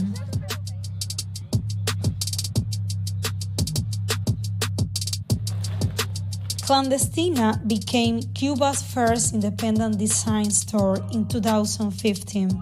Idania is Clandestina's co-founder. She started the store after Cuba opened its economy to private business. Clandestina pretende establecer el trabajo de los jóvenes diseñadores cubanos. After Idania met Obama, Clandestina became a symbol of Cuba's new private sector. Havana was like overcrowded, celebrities, musicians, politicians, everybody. It was insane. Chanel runway, Fast and the Furious shooting, Rolling Stone concert. The mood was anything is possible, all this sense of change, and finally to be aware of I have a future here. Stop. And that was with just a little bit of lifting of sanctions, because they didn't fully lift it. And they saw a little bit of daylight. So it goes to show you, America's the one that controls the faucet of their economy. They turned on a trickle, and the optimism changed. That was all an experiment. It was an experiment because somebody told Trump to do what he did. He didn't go in there with that agenda on his own. They never do. That was their agenda. They told him to do that because what they saw was the people stopped hating Castro while they did this. And they were going to start to realize that, oh, look, America, because you're gonna have some people that'll fall pro-America on this, but it changes the minds of them. So where they're not so angry at, because they can only direct their anger who's there. Of course. So a lot of them are just like, well, the hell with it, just do what America wants, basically, because we're hungry, right? That's kind of what it boils down to. Go ahead. I can stay here. I don't have to leave my country. But then Trump won the election, so. But all of the concessions that Barack Obama has granted the Castro regime were done through executive order, which means the next president can reverse them, and that I will do. The Trump administration is imposing new restrictions on U.S. travel to Cuba. John Bolton making a South Florida stop today to talk to the Cuban-American community. Unveiling sweeping changes to Cuba policy. A major blow to the new U.S.-Cuba relationship. The U.S. has banned flights. All families to leave Cuba. The U.S. government will also ban trips by cruise ships. Have to go after their finances. Limiting the amount of money, fresh U.S. sanctions. It's part of a trend. U.S. tourism stopped. So you saw all those news flashes and everything. They said they gave fresh sanctions. He not only reversed what Obama did, he gave fresh sanctions because they wanted to squeeze them out. No different than the siege at Jerusalem or whenever they did a siege against anybody that they were conquering. Yep. We're going to starve them. We're going to abuse them into submission. We're going to abuse them into submission. Well, I tell you, when Isaiah tells you, is this the man that this weakens the nations? Yep. Yep. Cuba is a case study in that. It weakened their potential as a country by those sanctions. They said, listen, the strategy we're using now is not working, right? We can't get in there. We can't get intel. Let's open it up for a little bit. Yep. Let's get some moles. Yep. Some moles in there. Let's start brainwashing the so-called Cuban people that are living there now. You really don't like you really don't like what's going on, right? You wish you had a little more? Yeah, I wish I had a little. That's how they do it. Yeah, of course, bro. All right, yeah. That's the serpent when he told Eve. It's the same strategy. You know what? That's a heavy point, Cap, because people like to think, because we read it like, oh no, you won't surely die. Right. That it was like a one-time conversation. Nah, man. That thing went over a supposition of time, bro. Like that thing lingered on, and okay, all right, okay. And now let me bite into this now. All right. I want to at least get to the part with Rubio and whatever, and then we'll stop there. And then Lord's will, we pick it up next week. We'll have to do a part 3 on this. Go ahead. And if you don't have tourism, you don't have business. No tourism, zero remittances, no trade at all. You are suffocating the private sector. You are suffocating the Cuban people. Since COVID, things have gone from bad to worse. And the suffocation is not the regime, like they say, that's in power. The suffocation is coming from the same people that purport to want to help them because of human rights violations. Hey, just real quick, I'm sorry, man. And COVID was no accident. Go ahead. Right. Go ahead. ¿Tiene ibuprofeno por casualidad? No, mamita, eso está en baja. ¿Y warfarina? Tampoco. ¿Y metformina? Tampoco. ¿Y enalapril? Eso está en baja. You'd think the US might loosen the embargo during a pandemic. Nope. Recently, two Swiss it was about human rights. You think they would have loosened the embargo during the pandemic, at the very least, to help the Cuban people? What do they tell the Iranians? You know what? This could be better for you guys. It's your regime. Mm-hmm. That's what they say. Mm-hmm. Pretty much verbatim. Trump even said that. Yeah, we care about the Iranian people. This could be better, but the regime. And they say that in hopes that it'll get to people there that have been gathered by those provocateurs, by those agents, those agitators. Not going to tell me in my mind that's not what happened when Obama opened it up. Yeah. They went in there and they started with that. Yep. I'm telling you, man, they're evil. Yep. Go ahead. And then Mick Jagger refused to sell Cuba ventilators because they were owned by a larger U.S. company. The Swiss refused to sell them ventilators during COVID because it was owned by a larger U.S. company. Go ahead. Oh, man. And a U.S.-owned airline wouldn't take a donation of masks and ventilators to Cuba. On top of all that... So stop. So the Swiss said, all right, we'll send a donation of masks and stuff. But the U.S.-owned airlines refused because of the sanctions that were on there. Come on. The Trump administration made it even harder for our family members in the U.S. to send us money. The Trump administration has killed a deal that would allow Cuban baseball players to play for Major League Baseball. El bloqueo afecta hasta nuestro deporte nacional. Cian Vega is one of Cuba's top young baseball prospects. Desde chiquito siempre mi papá me inculcó entrenar, me llevaba todos los días a la pelota. Empecé a ver mi talento a partir de los 13, 14 años. Hay ya bastantes peloteros cubanos en la MLB que se han formado aquí en Cuba. Representar a mi país en el más alto nivel, que es la MLB, sería mi sueño.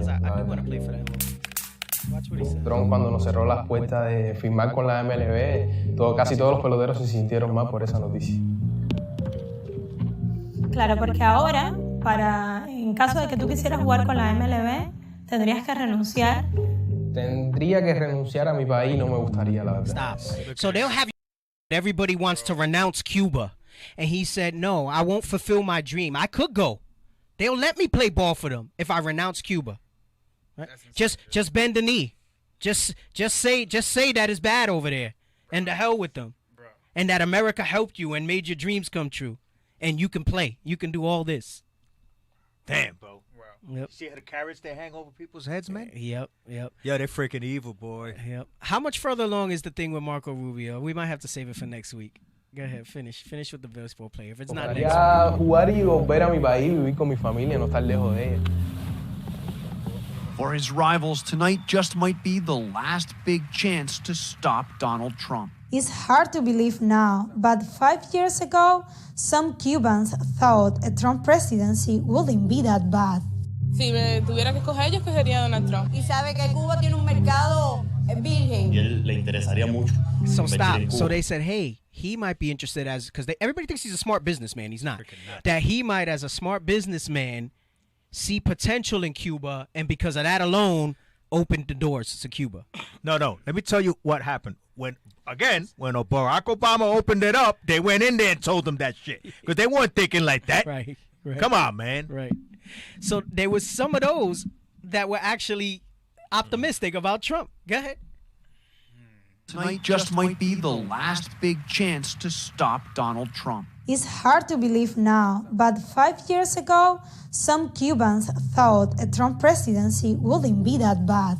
Si me tuviera que escoger, yo escogería a Donald Trump. Y sabe que Cuba tiene un mercado virgen. Y él le interesaría mucho invertir en Cuba. Entonces no creo que todo ese proceso que ha ocurrido lo eche para atrás. That same month, Trump's executives were visiting Cuba and playing golf here. It wasn't the first time Trump tried to do business in Cuba. This is the website for La Oficina Cubana de Propiedad Industrial. It's where foreign companies apply to do business in Cuba. In 2008, Trump registered his brand name for hotels, casinos, beauty contests, television programs, and golf courses. I'm okay with the Cuban situation, but I want to tell you they should be making a good deal. So what or who made Trump change his position on Cuba? Stop. So that's the question. Trump's not some genius. What or who made him change his mind? Yeah. There's so much more at stake here. And they're going to try to imply it was Rubio, but they're all puppets. They're all puppets for the guys that you never see. It's like the Wizard of Oz, the guy behind the curtain, right? They let these talking heads talk for them, right? Go ahead.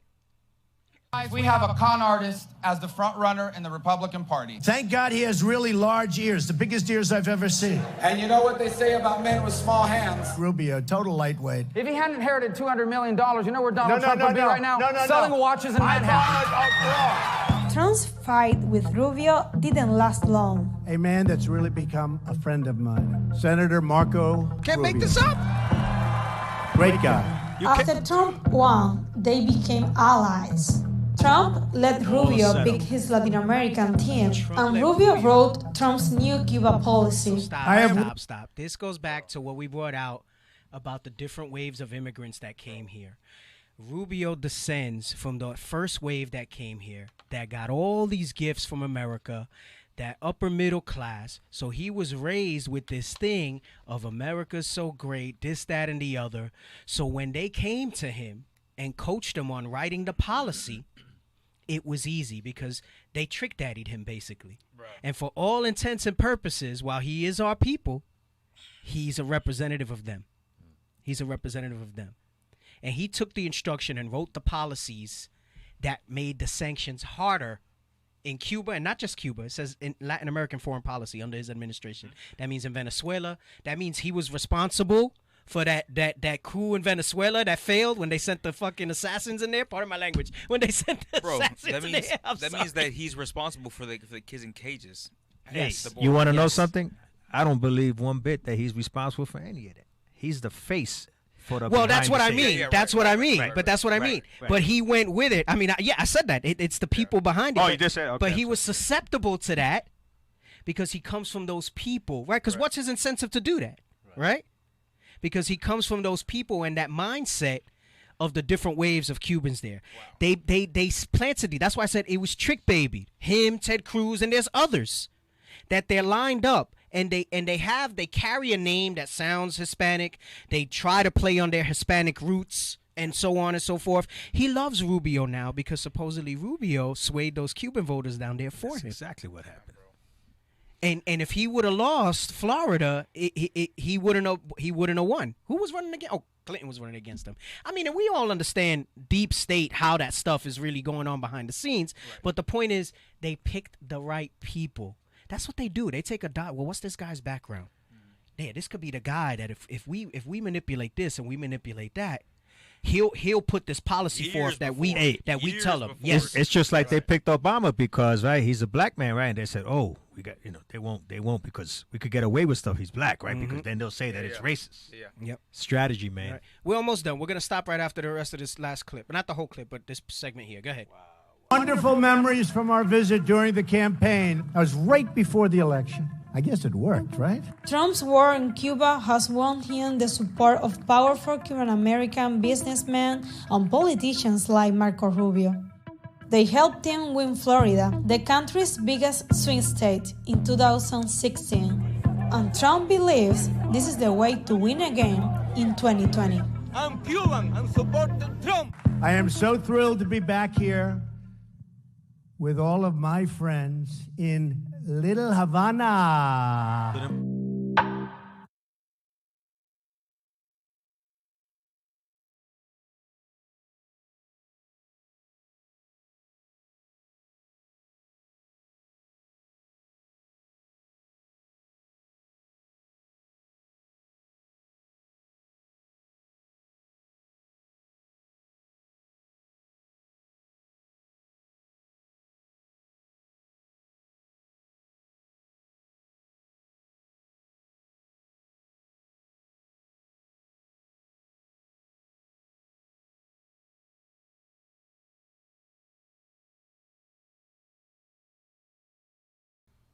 Cap, hold up, no sound. What's going on, producer? The restream went out or something? Everybody saying no audio, no sound. Wow. Bishop Yawasop said no sound. And the mic was terrible the whole show. Like I'm here, I went through this thing muffled with this mic. That's why I was gonna take one out because it's really bad. Test. All right, we're back on? Okay, all right. Anyway, we were saying make sure you tune in for the Saturday show at 11 a.m., all right? That's on Facebook exclusively. Lord's will next week we'll be on again at 7 p.m., all right? We appreciate the support. We know we went a little over. Thank you for staying with us. We pray everybody's getting edified in this. Like, share, continue support. Let's spread this word, all right? 12 tribes worldwide so we can repent and go home. Lord's will, all right? All right, with that we say shalom. Shalom. Lego. Israel is back. We back. Israel is back. We got back. The nations running scared because Israel is back. All eyes on us because we keeping them laws. When the Lord returns, Babylon will fall. Precepts solid. We got them on lock. God's chosen people with Christ as our rock. Israel is back. We back. Israel is back. We back. You heathen, get ready for our whip to crack.